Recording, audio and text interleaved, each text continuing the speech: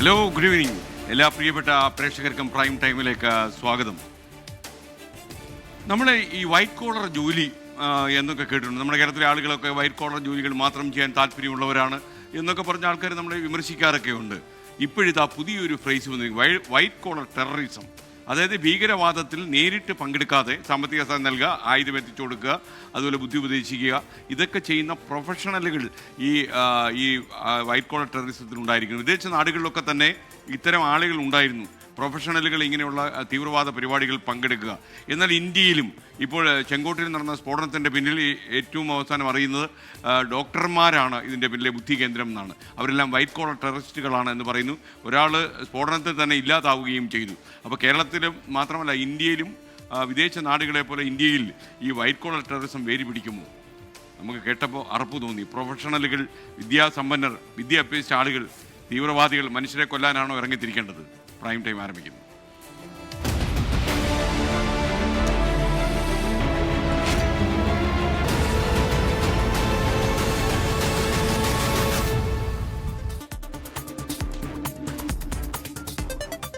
പ്രിയപ്പെട്ട പ്രേക്ഷകർക്ക് ഒരിക്കൽ കൂടി സ്വാഗതം. പ്രൈം ടൈം തുടരുകയാണ്. ഡൽഹിയിൽ ചെങ്കോട്ട സ്ഫോടനത്തിൽ അന്വേഷണം NIA ഏറ്റെടുത്തു.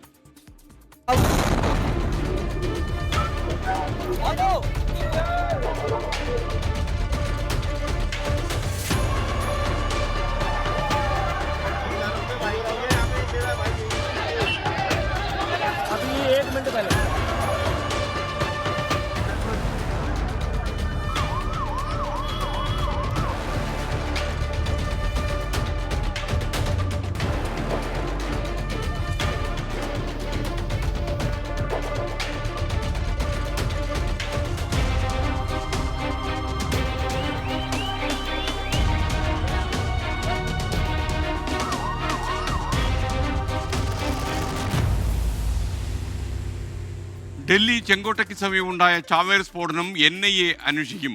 സ്ഫോടനത്തിന് പിന്നിൽ പാക് ഭീകര സംഘടന ജെയ്ഷെ മുഹമ്മദ് ആണെന്ന് അറിയുന്നു.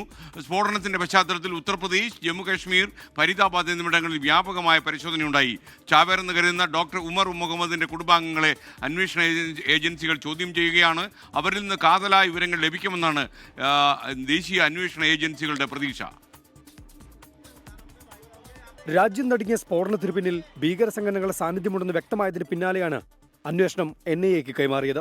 സ്ഫോടനമുണ്ടായ സ്ഥലത്ത് NIA ഉദ്യോഗസ്ഥർ പരിശോധന നടത്തി. സ്ഫോടനവുമായി ബന്ധപ്പെട്ട് വിവിധയിടങ്ങളിൽ അന്വേഷണ ഏജൻസികളുടെ പരിശോധന തുടരുകയാണ്. ഹരിയാനയിലെ ഫരീദാബാദിലുള്ള അൽ-ഫലാഹ് സർവകലാശാലയിൽ നിന്ന് 6 ജീവനക്കാരെ ജമ്മുകശ്മീർ പോലീസ് കസ്റ്റഡിയിലെടുത്തു. ചാവേറെന്ന് സംശയിക്കുന്ന ഡോക്ടർ ഉമർ അഹമ്മദ് ഫരീദാബാദ് സ്ഫോടക വസ്തു കേസിലും ഉൾപ്പെട്ടിട്ടുണ്ടെന്നാണ് അന്വേഷണ സംഘത്തിന്റെ നിഗമനം.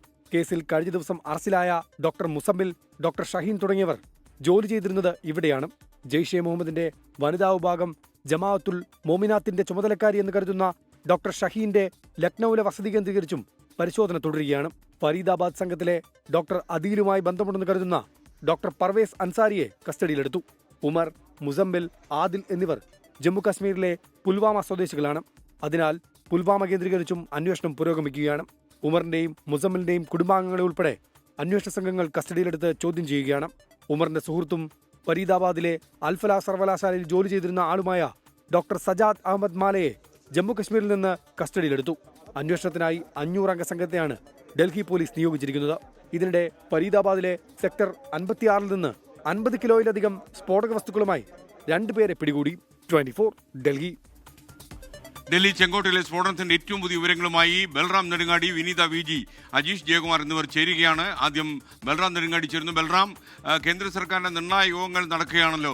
അടുത്ത നീക്കങ്ങൾ എന്തൊക്കെയായിരിക്കും? ഗവൺമെന്റ് ചില തീരുമാനങ്ങൾ എടുത്ത് മുന്നോട്ട് പോകുന്നു എന്നാണ് നമ്മൾ മനസ്സിലാക്കുന്നത്. എന്തൊക്കെയാണ് ഏറ്റവും ലേറ്റസ്റ്റ് അപ്ഡേറ്റ്സ്? ബൽറാം.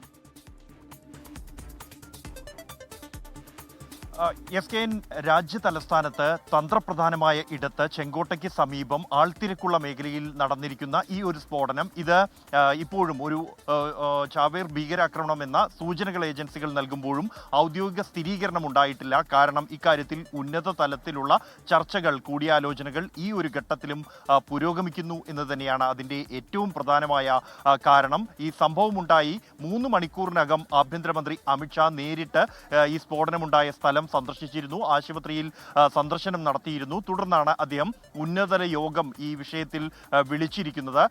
ഈ സ്ഫോടനമുണ്ടായ മേഖല, അതിൻ്റെ സ്വഭാവം എല്ലാം തന്നെ കൃത്യമായും ഒരു ഭീകരാക്രമണം അത് ഇതിന് പിന്നിലുണ്ട് എന്ന വ്യക്തമായ സൂചന തന്നെ കേന്ദ്ര ഏജൻസികൾക്ക് നൽകിയിരുന്നു. ഇതിൻ്റെ ഒരു ഗൗരവം കണക്കിലെടുത്ത് തന്നെയാണ് ഇന്ന് 2 ഉന്നതതല യോഗങ്ങൾ ആഭ്യന്തരമന്ത്രി അമിത്ഷായുടെ നേതൃത്വത്തിൽ ചേർന്നത്. അദ്ദേഹത്തിൻ്റെ വസതിയിൽ ഇന്ന് രാവിലെ 11 മണിക്ക് ചേർന്ന യോഗത്തിൽ കേന്ദ്ര ആഭ്യന്തര സെക്രട്ടറി പങ്കെടുത്തിരുന്നു. ഇതുകൂടാതെ NIA കൂടാതെ NSG തുടങ്ങിയ രാജ്യത്തെ പ്രധാന ഏജൻസികളുടെ തലവന്മാർ, സംസ്ഥാന പോലീസ് മേധാവികൾ, Delhi police commissioner Satish Golcha, Jammu Kashmir police DGP ഓൺലൈനായും ഈ യോഗത്തിൽ പങ്കെടുത്തിരുന്നു. പ്രാഥമികമായി നടത്തിയ അന്വേഷണത്തിൽ, പരിശോധനകളിൽ പോലീസിന് വ്യക്തമായത് എന്ത് എന്നതുമായി ബന്ധപ്പെട്ടുള്ള അവലോകനം ഈ യോഗത്തിൽ ഉണ്ടായിട്ടുണ്ട്. ഒപ്പം തന്നെ ഈ അന്വേഷണം ഏത് ദിശയിൽ മുന്നോട്ട് കൊണ്ടുപോകണം എന്നതുമായി ബന്ധപ്പെട്ടുള്ള നിർണായകമായ ചർച്ചകൾ ഈ യോഗത്തിൽ ഉണ്ടായിട്ടുണ്ട്. ആവശ്യമായ നിർദ്ദേശം ആഭ്യന്തരമന്ത്രി നൽകിയിരിക്കുന്നു. അതിനുശേഷം അദ്ദേഹത്തിൻ്റെ ഓഫീസിൽ വെച്ച് മറ്റൊരു സുപ്രധാന അവലോകന യോഗവും ചേർന്നിട്ടുണ്ട്. നാളെ ഇതിൽ ഏറ്റവും പ്രധാനമായ യോഗം ചേരാനിരിക്കുകയാണ്. കേന്ദ്ര മന്ത്രിസഭാ സമിതി, സുരക്ഷാകാര്യ മന്ത്രിസഭാ സമിതി യോഗം ചേരുന്നുണ്ട് പ്രധാനമന്ത്രിയുടെ അധ്യക്ഷതയിൽ. ആ ഒരു യോഗത്തിലായിരിക്കും രാജ്യം ഇതിനോട് എങ്ങനെ പ്രതികരിക്കണം എന്നതുമായി ബന്ധപ്പെട്ടുള്ള നിർണായക തീരുമാനമുണ്ടാവുക. SKN ബൽറാം നെടുങ്ങാടിയാണ് വിവരങ്ങൾ നൽകിയത്. എന്തായാലും ഈ കേസിന്റെ ഡൽഹി സ്ഫോടനത്തിന്റെ അന്വേഷണം NIA ഏറ്റെടുത്തിരിക്കുന്നു എന്നുള്ള വിവരമാണ് നമുക്ക് ലഭിക്കുന്നത്. അജീഷ് ജയകുമാർ കൂടുതൽ വിശദാംശങ്ങളുമായി ചേരുന്നു. അജീഷ്, ഈ അന്വേഷണം ഏത് വഴിക്കായിരിക്കും NIA കൊണ്ടുപോകുക? ഏറ്റവും ആശ്രയിക്കാവുന്ന അന്വേഷണ ഏജൻസിയാണ് NIA. അവരുടെ കൺവിക്ഷൻ റേറ്റ് തന്നെ 95-ന് ആ രീതിയിൽ ഈ വളരെ ശാസ്ത്രീയമായ തെളിവുകളുടെ അടിസ്ഥാനത്തിൽ ഏജൻസി മുന്നോട്ട് പോകുമെന്ന് നമുക്കറിയാം. കൂടുതൽ വിവരങ്ങളും അപ്ഡേറ്റ്സും എന്താണ് ഈ കാര്യത്തിൽ?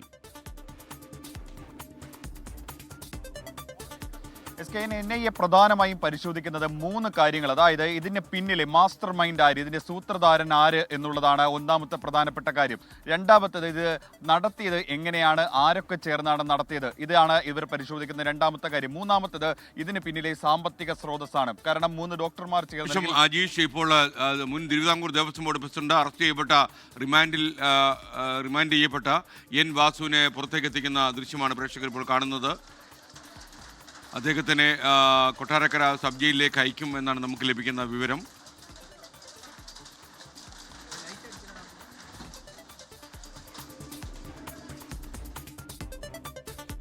എന്തായാലും ശബരിമല സ്വർണ്ണപ്പാളി വിവാദത്തിൽ N വാസു അറസ്റ്റ് ചെയ്യപ്പെട്ടതോടെ 3ാം പ്രതിയായി ഈ കേസിൽ ചാർജ് ചെയ്യപ്പെട്ട ആളും അറസ്റ്റിലായി എന്നുള്ള വിവരമാണ്. മറ്റു പ്രതികളിലേക്കും അന്വേഷണം നീളും. എന്തായാലും അദ്ദേഹത്തിനെ പുറത്ത് എത്തിച്ചിരിക്കുന്നു എന്നുള്ള ദൃശ്യങ്ങളാണ് പ്രിയപ്പെട്ട പ്രേക്ഷകർ കണ്ടത്. വീണ്ടും ഡൽഹിയിലേക്ക് അജീഷ് ജയകുമാർ ചേരുന്നു. അജീഷ്, പറയൂ. SKN, എനിക്ക് പിന്നിൽ കാണുന്ന ആ സ്ഥലത്താണ് ബോംബ് സ്ഫോടനം നടന്നത്. അവിടെ ഇപ്പോഴും ഉദ്യോഗസ്ഥർ പരിശോധന നടത്തിക്കൊണ്ടിരിക്കുകയാണ്. ഇന്നലെ രാത്രി മുതൽ തന്നെ പരമാവധി തെളിവുകൾ ശേഖരിച്ച് പരമാവധി ഈ ചുറ്റുവട്ടത്ത് ഏതാണ്ട് 100 മീറ്റർ ചുറ്റുവട്ടത്തെ അന്വേഷണ ഉദ്യോഗസ്ഥർ അവിടെ ഓടി നടന്ന പരമാവധി തെളിവുകൾ ശേഖരിക്കുന്നുണ്ടായിരുന്നു. എല്ലാവിധ എവിഡൻസുകളും ശേഖരിച്ച് ഈ അന്വേഷണം എത്രയും പെട്ടെന്ന് പൂർത്തിയാക്കി ഇതിന് പിന്നിൽ പ്രവർത്തിച്ചവരെ നിയമത്തിന് മുന്നിൽ കൊണ്ടുവരിക എന്നുള്ളതാണ് അവരുടെ ഉദ്ദേശം. അതിന്റെ ഭാഗമായിട്ടാണ് എത്രയും വേഗം ഈ തെളിവുകൾ, ഇപ്പോൾ കൂടുതൽ ആളുകൾ എത്തുന്ന സ്ഥലമായതുകൊണ്ട് തന്നെ പരമാവധി തെളിവുകൾ ശേഖരിച്ചു. നമ്മൾ ഇന്നലെ ഈ ഭാഗത്തേക്ക് വരുമ്പോഴൊക്കെ മൃതദേഹ അവശിഷ്ടങ്ങളൊക്കെ ഇവിടേക്ക് ചിതറിക്കിടക്കുകയായിരുന്നു. ഏറ്റവും പ്രധാനപ്പെട്ട ഒരു കാര്യം, ഇതിലെ അല്ലെങ്കിൽ ഈ ഓപ്പറേഷൻ നടത്തി എന്ന് പറയുന്ന ഡോക്ടർ ഉമറിന്റെ അമ്മയുടെ ബ്ലഡ് സാമ്പിൾ ജമ്മുകശ്മീർ പോലീസ് ശേഖരിച്ചു എന്നുള്ളതാണ്. കാരണം ഈ ചാവേർ ആക്രമണമാണ് എന്നുള്ളൊരു നിഗമനത്തിലാണ് നിലവിൽ പോലീസ് എത്തി നിൽക്കുന്നത്, അന്വേഷണ ഉദ്യോഗസ്ഥർ എത്തി നിൽക്കുന്നത്. അങ്ങനെയാണെങ്കിൽ ഈ LNJP ആശുപത്രിയിൽ ഉണ്ടായിരിക്കുന്ന അല്ലെ അവിടെ ഉണ്ട മൃതദേഹ അവശിഷ്ടങ്ങളിൽ ചിലത് ഈ ഡോക്ടർ ഉമറിന്റെ ആയിരിക്കണം. ഇത് DNA സാമ്പിൾ പരിശോധനയിലൂടെ മാത്രമേ അത് കണ്ടുപിടിക്കാൻ സാധിക്കുള്ളൂ. അതിനു വേണ്ടിയിട്ടാണ് ഡോക്ടർ ഉമറിന്റെ ഉമ്മയുടെ ബ്ലഡ് സാമ്പിൾ അന്വേഷണ ഉദ്യോഗസ്ഥർ ശേഖരിച്ചിട്ടുള്ളത്. ഇപ്പോൾ NIA കൂടാതെ തന്നെ വിവിധ ഏജൻസികളും ഈ അന്വേഷണവുമായി സഹകരിക്കുന്നുണ്ട്. ഡൽഹി പോലീസിന്റെ special cell, UP, Haryana ATS, ഒപ്പം തന്നെ ജമ്മു കശ്മീർ സ്പെഷ്യൽ സെൽ, അങ്ങനെ വിവിധ ഏജൻസികൾ അവരുടെ ഈ അന്വേഷണവുമായി മുന്നോട്ട് പോകുന്നുണ്ട്. ഒപ്പം തന്നെ നാഷണൽ ഫോറൻസിക് സയൻസ് ലബോറട്ടറി ഈ പരമാവധി തെളിവുകൾ ശേഖരിച്ച് എന്ത് രാസവസ്തു ഉപയോഗിച്ചാണ് ഈ സ്ഫോടനം നടത്തിയതെന്ന് കണ്ടുപിടിക്കാനുള്ള ശ്രമത്തിലാണ്. നിലവിൽ അമോണിയം നൈട്രേറ്റിന്റെ സാമ്പിളുകൾ കിട്ടിയിട്ടുണ്ട്. പക്ഷേ അത് മാത്രമേ ഉള്ളൂ. മറ്റു സാമ്പിളുകൾ എന്താണ്, IED ബ്ലാസ്റ്റ് ആണോ തുടങ്ങിയ എല്ലാവിധ വശങ്ങളും പരിശോധിക്കുമെന്നാണ് നിലവിൽ അന്വേഷണ ഏജൻസികൾ അറിയിച്ചിട്ടുള്ളത്. അജീഷ് ജയകുമാറാണ് വിവരങ്ങൾ നൽകിയത്. രാജ്യത്ത് പുതിയൊരു വാക്കുകൂടി തീവ്രവാദ ചരിത്രത്തിലേക്ക് ചേക്കേറി, വൈറ്റ് കോളർ തീവ്രവാദം. എന്തായാലും ഈ വൈറ്റ് കോളർ തീവ്രവാദം വിദ്യ അഭ്യസിക്കുന്ന ആളുകൾ നന്മയിലേക്ക് സഞ്ചരിക്കുകയും സമൂഹത്തിന് ഗുണം ചെയ്യുന്ന കാര്യങ്ങൾ ചെയ്യും എന്നുള്ള പാഠഭാഗം കീറിപ്പോയി. എന്തായാലും അത് ഈ നമ്മുടെ ഈ ഡൽഹി സ്ഫോടനത്തിൽ ഈ ഇങ്ങനെയുള്ള പ്രൊഫഷണലുകൾ ഇൻവോൾവ് ചെയ്യുന്നു എന്നുള്ളത് തെളിയിക്കപ്പെട്ട് കഴിഞ്ഞു. കസ്റ്റഡിയിലെടുത്ത ആൾക്കാരെയൊക്കെ ഇനി കൂടുതൽ ചോദ്യം ചെയ്യണം. എങ്ങനെയാണ് ഇവർ ഈ വൈറ്റ് കോളർ തീവ്രവാദം ഇന്ത്യയിൽ വേരുപിടിപ്പിക്കാൻ ശ്രമിച്ചതെന്നൊക്കെ അറിയേണ്ടതുണ്ട്.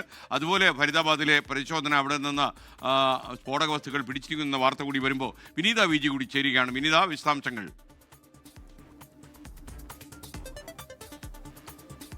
SKN ഇന്ന് അന്വേഷണ സംഘത്തിന്റെ ഒരു നിർണായകമായിട്ടുള്ള നീക്കമുണ്ടായിരുന്നത് ഈ വൈറ്റ് കോളർ ഭീകരതയുമായി ബന്ധപ്പെട്ടുകൊണ്ടുള്ള ഒരു നീക്കം തന്നെയാണ് ഇന്ന് അന്വേഷണ സംഘം നടത്തിയിട്ടുണ്ടായിരുന്നത്. വിവിധ മേഖലകൾ കേന്ദ്രീകരിച്ച്, അത് UP, ലക്നൗ, ജമ്മു കാശ്മീർ എന്നിങ്ങനെ വിവിധ സംസ്ഥാനങ്ങളുടെ വിവിധ മേഖലകൾ കേന്ദ്രീകരിച്ച് വ്യാപകമായിട്ടുള്ള റെയ്ഡും പരിശോധനകളുമാണ് ഇന്ന് അന്വേഷണ സംഘത്തിന്റെ ഭാഗത്തു നിന്നുണ്ടായിരുന്നത്.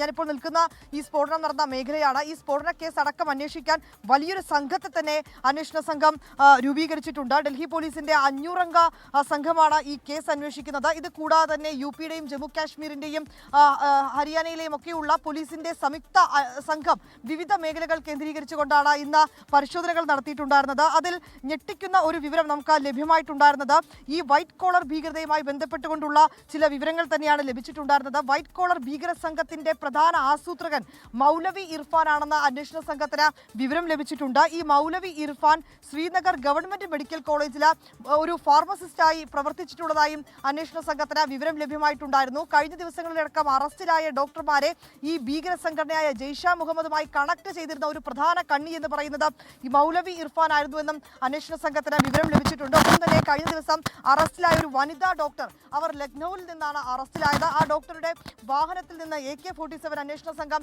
കണ്ടെത്തുകയും ചെയ്തിട്ടുണ്ടായിരുന്നു. ഈ ഡോക്ടറെ കേന്ദ്രീകരിച്ച് ഇന്ന് അന്വേഷണം നടത്തിയിട്ടുണ്ടായിരുന്നു. ഈ ജെയ്ഷെ മുഹമ്മദ് എന്ന ഭീകര സംഘടന വിനീത വിജിയാണ് ഡൽഹിയിൽ നിന്ന് വിവരങ്ങൾ നൽകിയത്. ഡൽഹി ചെങ്കോട്ട സ്ഫോടനത്തിൽ നടന്നത് എന്തെന്ന് വിശദമാക്കുന്ന ഒരു AI ആവിഷ്കാരം പ്രേക്ഷകരെ കാണിച്ചു തരാം. 24-ന്റെ AI ഗ്രാഫിക്സ് എക്സ്പേർട്സ് ആണ് ഇത് തയ്യാറാക്കിയിരിക്കുന്നത്. ഇത് AIയുടെ കാലമാണല്ലോ.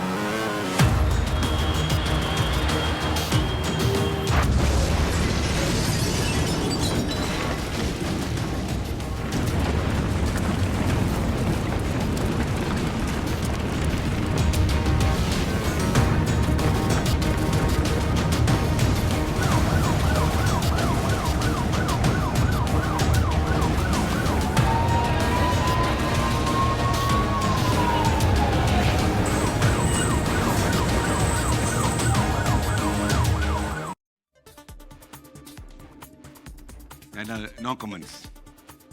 ഡൽഹി സ്ഫോടനത്തിന് പിന്നിലുള്ളവർക്ക് തക്കതായ മറുപടി നൽകുമെന്ന് പ്രധാനമന്ത്രി നരേന്ദ്രമോദി. സമഗ്രമായ അന്വേഷണം നടത്തുമെന്ന് പ്രതിരോധ മന്ത്രി രാജ്നാഥ് സിംഗും പ്രതികരിച്ചു. കേന്ദ്ര ആഭ്യന്തരമന്ത്രി അമിത്ഷായുടെ നേതൃത്വത്തിൽ രാജ്യതലസ്ഥാനത്ത് നിർണായക യോഗം ഇന്ന് ചേർന്നു. ഭൂട്ടാനിൽ വച്ചാണ് പ്രധാനമന്ത്രി നരേന്ദ്രമോദിയുടെ പ്രതികരണം. കടുത്ത ഹൃദയവേദനയോടെയാണ് താൻ ഭൂട്ടാനിലെത്തിയതെന്ന് പ്രധാനമന്ത്രി നരേന്ദ്രമോദി. സ്ഫോടനത്തിന്റെ ഉത്തരവാദികളെ വെറുതെ വിടില്ലെന്ന് പ്രധാനമന്ത്രിയുടെ മുന്നറിയിപ്പ്. इस षड्यंत्र की तह तक जाएगी. इसके पीछे के षड्यंत्रकारियों को बख्शा नहीं जाएगा. ഭൂട്ടാന്റെ 4ാമത്തെ രാജാവായ ജിഗ്മേ സിംഗെ വാങ്ചുക്കിന്റെ 70ാം ജന്മദിനാഘോഷങ്ങളിൽ പങ്കെടുക്കാനാണ് പ്രധാനമന്ത്രി 2 ദിവസത്തെ സന്ദർശനത്തിനെത്തിയത്. സ്ഫോടനത്തിൽ സമഗ്രമായ അന്വേഷണം നടത്തുമെന്നും വിവരങ്ങൾ ഉടൻ ജനങ്ങളെ അറിയിക്കുമെന്നും പ്രതിരോധ മന്ത്രി Rajnath Singh. I want to formally assure the nation that those responsible for this tragedy will be brought to the justice and will not be spared under any circumstances. സ്ഫോടനത്തിന്റെ പശ്ചാത്തലത്തിൽ കേന്ദ്ര ആഭ്യന്തരമന്ത്രി അമിത്ഷായുടെ നേതൃത്വത്തിൽ ഉന്നതതല യോഗങ്ങൾ ചേർന്നു. ഉന്നത ഉദ്യോഗസ്ഥരും അന്വേഷണ ഏജൻസി തലവന്മാരും യോഗത്തിൽ പങ്കെടുത്തു. നാളെ വൈകിട്ട് സുരക്ഷാ കാര്യങ്ങൾക്കുള്ള കേന്ദ്ര മന്ത്രിസഭാ സമിതി യോഗം ചേരും. രാഷ്ട്രപതി ദ്രൗപദി മുർമു അമിത്ഷായെ വിളിച്ച് വിവരങ്ങൾ തേടി. സ്ഫോടനത്തെ വിവിധ ലോകരാജ്യങ്ങൾ അപലപിച്ചു. 24 ഡൽഹി. വനജ PR പറയുന്നു, SKN വിനീതയുടെയൊക്കെ മുഖത്ത് നല്ല ക്ഷീണമുണ്ട്. വിനീതയുടെ മാത്രമല്ല ബൽറാം നെടുങ്ങാടിയുടെയും അജീഷ് ജയകുമാറിൻ്റെ ഒക്കെ മുഖത്ത് നല്ല ക്ഷീണമാണ്. കാരണം നിരന്തരമായി ഇവർ ഇങ്ങനെ ഈ വാർത്തകൾ റിപ്പോർട്ട് ചെയ്യുകയായിരുന്നു ഇന്നലെ മുതൽ. ഇന്ന് മാത്രവുമല്ല, ഈ വാർത്തകൾ റിപ്പോർട്ട് ചെയ്തുകൊണ്ടിരിക്കുമ്പോൾ നമ്മൾ ഉദ്ദേശിക്കുന്ന സമയത്ത് പോയി ഭക്ഷണം കഴിക്കാനോ ചായ കുടിക്കാനോ ഒന്നും പറ്റില്ല എന്നുള്ളത് പ്രിയപ്പെട്ട പ്രേക്ഷകർക്ക് മനസ്സിലാകുമല്ലോ. അപ്പോൾ ഇത്രയും മണിക്കൂർ തുടർച്ചയായി ഈ പ്രക്ഷേപണത്തിൻ്റെ നടുവിൽ നിന്നാൽ ഒരുവിധമുള്ള ആളുകളൊക്കെ ക്ഷീണിച്ചു പോകും. മറ്റൊരു വാർത്തയ്ക്കായി പാകിസ്ഥാനിലേക്ക്. പാകിസ്ഥാൻ തലസ്ഥാനമായ ഇസ്ലാമാബാദിൽ നിന്ന് സ്ഫോടനം ഉണ്ടായി. ഇസ്ലാമാബാദ് ജില്ലാ കോടതിക്ക് സമീപമെത്തിയ കാർ പൊട്ടിത്തെറിച്ചു. മരണസംഖ്യ 12ആയി. അതേസമയം സ്ഫോടനത്തിന് പിന്നിൽ ഇന്ത്യയാണെന്ന് പാകിസ്ഥാൻ പ്രധാനമന്ത്രി ഷഹബാസ് ഷെരീഫ് ആരോപിച്ചു. പാകിസ്ഥാൻ തലസ്ഥാനമായ ഇസ്ലാമാബാദിൽ ഇന്ന് ഉച്ചയ്ക്ക് നടന്ന സ്ഫോടനത്തിന് പിന്നിൽ ഇന്ത്യയാണ് എന്ന ആരോപണവുമായി പാകിസ്ഥാൻ പ്രധാനമന്ത്രി ഷഹബാസ് ഷെരീഫ് രംഗത്തെത്തി. സ്ഫോടനത്തിന് മണിക്കൂറുകൾക്ക് മുമ്പ് പാകിസ്ഥാനി താലിബാൻ സംഘടനയായ ടെഹ്രിക് ഇ താലിബാൻ തങ്ങളുടെ സായുധ സേനാംഗങ്ങൾക്ക് പരിശീലനം നൽകുന്ന ഖൈബർ പഖ്തൂൻഖ്വ പ്രവിശ്യയിലെ കാഡറ്റ് കോളേജിലേക്ക് ആക്രമണം നടത്തിയതും ഇന്ത്യയാണ് എന്നാണ് പാകിസ്ഥാൻ പ്രധാനമന്ത്രിയുടെ ആരോപണം. ഇസ്ലാമാബാദിലെ ജില്ലാ കോടതിയും സെഷൻസ് കോടതികളും ഉൾപ്പെടുന്ന സമുച്ചയത്തിന് പുറത്താണ് ഉച്ചയ്ക്ക് സ്ഫോടനം നടന്നത്. മരണസംഖ്യ ഇതിനോടകം 12ആയി. സ്ഫോടനത്തിന് പിന്നിൽ പാകിസ്ഥാൻ താലിബാൻ സംഘടനയായ ടെഹ്രിക് ഇ താലിബാൻ ആണ് എന്നാണ് പാകിസ്ഥാൻ പോലീസിന്റെ നിഗമനം. ഒരു ചാവേറും മറ്റ് 5 പേരും അടങ്ങുന്ന സംഘമാണ് ആക്രമണത്തിന് പിന്നിലെന്നാണ് പോലീസിന്റെ കണ്ടെത്തൽ. അഫ്ഗാനിസ്ഥാനിലെ താലിബാൻ ഭരണകൂടവും പാകിസ്ഥാനുമായി തുടരുന്ന സംഘർഷങ്ങൾക്കിടയിലാണ് സ്ഫോടനം നടക്കുന്നത്. അഫ്ഗാനിസ്ഥാൻ പാകിസ്ഥാനിൽ നടത്തുന്ന ആക്രമണങ്ങൾക്ക് പിന്നിൽ ഇന്ത്യയാണ് എന്ന് നേരത്തെ തന്നെ പാകിസ്ഥാൻ ആരോപിച്ചിരുന്നു. എന്നാൽ ആരോപണങ്ങൾക്ക് അടിസ്ഥാനമാകുന്ന തെളിവുകളൊന്നും പുറത്തുവിടാൻ പാകിസ്ഥാൻ പ്രധാനമന്ത്രി ഷഹബാസ് ഷെരീഫിന് ഇതുവരെ സാധിച്ചിട്ടില്ല. International desk 24. ബീഹാർ നിയമസഭാ തെരഞ്ഞെടുപ്പിൽ രണ്ടാം ഘട്ടത്തിലും കനത്ത പോളിംഗ്. 68.65% പോളിംഗാണ് ഉണ്ടായത്. പോളിംഗ് ശതമാനം ഉയർന്നത് വിജയസാധ്യത വർദ്ധിപ്പിച്ചതായി ഇരു മുന്നണികളും അവകാശവാദം ഉന്നയിച്ചു. ഒന്നാം ഘട്ടത്തിന്റെ തനി ആവർത്തനം രണ്ടാം ഘട്ട വോട്ടിംഗിലും ഗ്രാമീണ മേഖലകളിൽ മികച്ച പോളിംഗ് രേഖപ്പെടുത്തിയതാണ് പോളിംഗ് ശതമാനം ഉയരാൻ കാരണം. സ്ത്രീ വോട്ടർമാർ ഇത്തവണയും വോട്ടെടുപ്പിൽ സജീവമായി പങ്കെടുത്തു. അരാരിയിൽ BJP കോൺഗ്രസ് പ്രവർത്തകർ തമ്മിൽ ചെറിയ പ്രശ്നങ്ങൾ ഉണ്ടായതൊഴിച്ചാൽ കാര്യമായ അക്രമ സംഭവങ്ങളൊന്നും റിപ്പോർട്ട് ചെയ്തില്ല. ഡൽഹിയിലെ സ്ഫോടനത്തിന്റെ പശ്ചാത്തലത്തിൽ അതീവ സുരക്ഷയിലാണ് വോട്ടിംഗ് നടന്നത്. സംഘർഷ സാധ്യതയുള്ള ബൂത്തുകളിൽ 5 മണിയോടെ പോളിംഗ് അവസാനിച്ചു. വോട്ടർ പട്ടികയിൽ നിന്ന് അകാരണമായി പേരുവെട്ടിയെന്ന് പൂർണിയയിലെ പ്രാൺപട്ടിയിലുള്ള നാട്ടുകാർ ആരോപിച്ചു. 20 ജില്ലകളിലായി 122 മണ്ഡലങ്ങളിലേക്കാണ് വോട്ടെടുപ്പ് നടന്നത്. പോളിംഗ് ശതമാനം ഉയർന്നത് സർക്കാർ അനുകൂല തരംഗമാണെന്ന് BJP അവകാശപ്പെട്ടു. മാറ്റത്തിന്റെ കാറ്റെന്ന് RJD. വെള്ളിയാഴ്ചയാണ് വോട്ടെണ്ണൽ. 24 പട്ന. രാജ്യം ഉറ്റുനോക്കിയ ബീഹാർ നിയമസഭാ തെരഞ്ഞെടുപ്പിന്റെ അവസാനഘട്ട വോട്ടെടുപ്പ് അവസാനിച്ചു. ഇനി ഫലമറിയാനുള്ള കാത്തിരിപ്പ്. ബീഹാറിൽ NDA സഖ്യം അധികാരം നിലനിർത്തുമെന്നാണ് മിക്ക എക്സിറ്റ് പോൾ ഫലങ്ങളും പ്രവചിച്ചിട്ടുള്ളത്. പ്രധാനപ്പെട്ട എല്ലാ എക്സിറ്റ് പോളുകളിലും BJP JDU സഖ്യത്തിന് സാധ്യതയുണ്ടെന്നാണ് പറയുന്നത്. ശ്രീനാഥ് ചന്ദ്രൻ ബീഹാറിലെ പാറ്റ്നയിൽ നിന്ന് തത്സമയം ചേരുകയാണ്. ശ്രീനാഥ് ചന്ദ്രൻ, എക്സിറ്റ് പോൾ ഫലങ്ങൾ അനുസരിച്ച് NDA സഖ്യം വിജയം നേടുമെന്നാണല്ലോ വിവരം. എന്താണ് വിശദാംശങ്ങൾ? തീർച്ചയായും SKN 7 എക്സിറ്റ് പോളുകളെങ്കിലും NDAക്ക് വലിയ വിജയം പ്രവചിക്കുന്നുണ്ട്. മാത്രമല്ല അത് ആ വിജയത്തെ യഥാർത്ഥത്തിൽ ലാൻഡ്സ്ലൈഡ് വിക്ടറി എന്ന് വിശേഷിപ്പിക്കേണ്ടി വരും ഈ എക്സിറ്റ് പോൾ ഫലങ്ങൾ ശരിയാവുകയാണെങ്കിൽ. ഒപ്പം തന്നെ 4 എക്സിറ്റ് പോളുകളെങ്കിലും പ്രശാന്ത് കിഷോറിന് കാര്യമായി എന്തെങ്കിലും ചെയ്യാൻ കഴിയില്ല എന്ന പ്രവചനവും നടത്തുന്നുണ്ട്. ഏതായാലും നമ്മൾ ഈ എക്സിറ്റ് പോളുകളിലേക്ക് വിശദമായി ഒന്ന് പോയാൽ ഈ എക്സിറ്റ് പോളുകളിൽ സജീവമായി നമുക്ക് മനസ്സിലാക്കാൻ കഴിയുന്ന പ്രധാനപ്പെട്ട ഒരു കാര്യം JDU ഇത്തവണ വലിയൊരു നേട്ടം ഉണ്ടാക്കും എന്നതാണ് പ്രധാനപ്പെട്ട എക്സിറ്റ് പോളിന്റെ ഒരു ആകെ തുക. നേരത്തെ 43 സീറ്റിലായിരുന്നു കഴിഞ്ഞ നിയമസഭാ തെരഞ്ഞെടുപ്പ് കാലത്ത് അവർക്ക് കിട്ടിയ സീറ്റുകളുടെ എണ്ണം. ഓരോ നിയമസഭാ തെരഞ്ഞെടുപ്പ് കഴിയുമ്പോഴും അവരുടെ സീറ്റ് നില കുറഞ്ഞു വരുന്ന കാഴ്ചയായിരുന്നു കണ്ടത്. പക്ഷേ ഇത്തവണ അവർക്ക് 70 സീറ്റ് വരെ കിട്ടാനുള്ള സാധ്യതയുണ്ട് എന്നതാണ് എക്സിറ്റ് പോളുകൾ പറയുന്നത്. അതായത് നിതീഷ് കുമാർ ഫാക്ടർ ഈ വിജയത്തിൽ നിർണായകമാകും എന്നതാണ് എക്സിറ്റ് പോളുകൾ പറയുന്നത്. സ്ത്രീകൾക്ക് ഗുണപ്പെടുന്ന ചില പദ്ധതികളൊക്കെ അദ്ദേഹം പ്രഖ്യാപിച്ചു.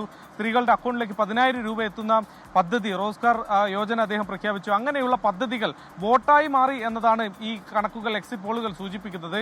നമുക്കറിയാം ഈ പോളിംഗ് ശതമാനം പരിശോധിക്കുമ്പോൾ സംസ്ഥാന ചരിത്രത്തിലെ തന്നെ ഏറ്റവും ഉയർന്ന പോളിംഗ് ആണ്.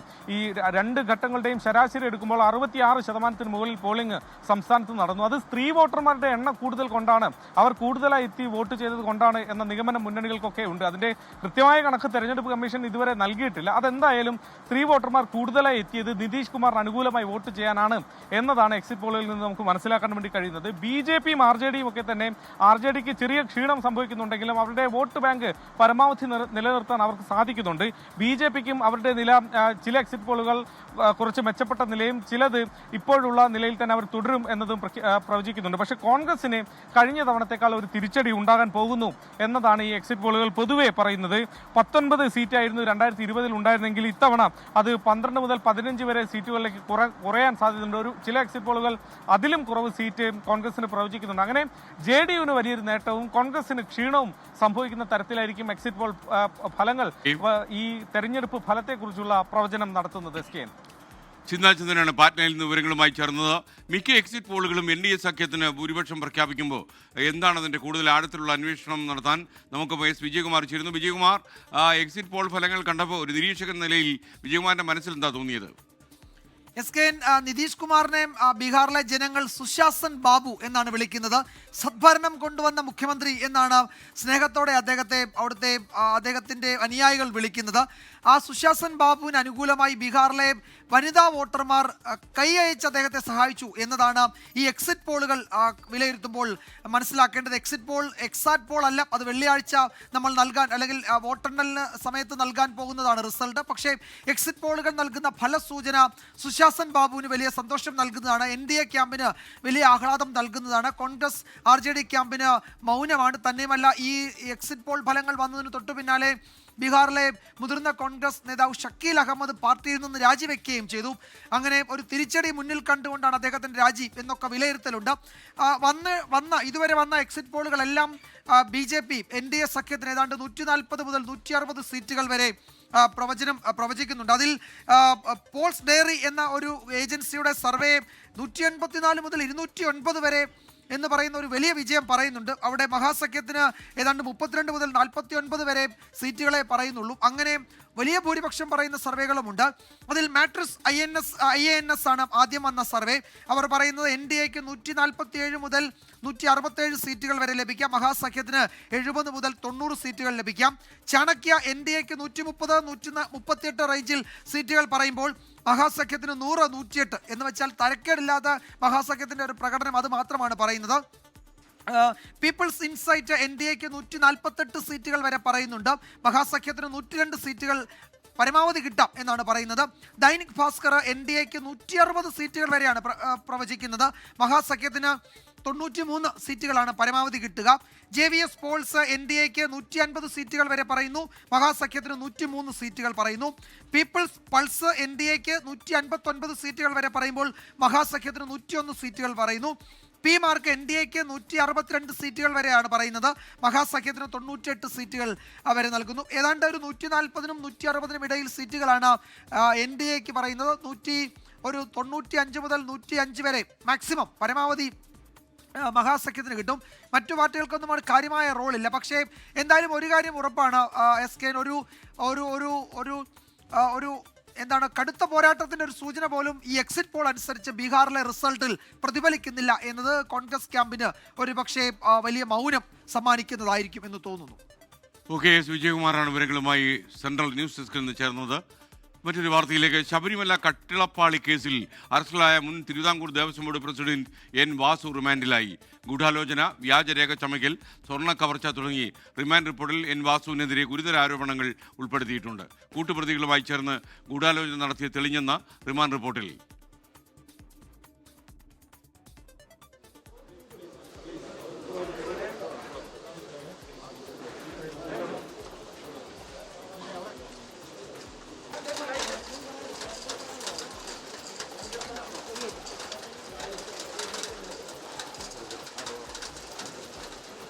ഷഫീദ് റാവുത്തർ വിവരങ്ങളുമായി തിരുവനന്തപുരത്ത് നിന്ന് ചേരുന്നു. ഷഫീദ്, യഥാർത്ഥത്തിൽ റിമാൻഡിലായ ശേഷം അദ്ദേഹത്തിനെ കൊട്ടാരക്കര സബ് ജയിലിലേക്ക് അയക്കുമെന്നാണ് നമുക്ക് അറിയാൻ കഴിയുന്ന വിവരം. കൂടുതൽ അപ്ഡേറ്റ്സ് എന്താണ് ഈ വാർത്തയുടെ?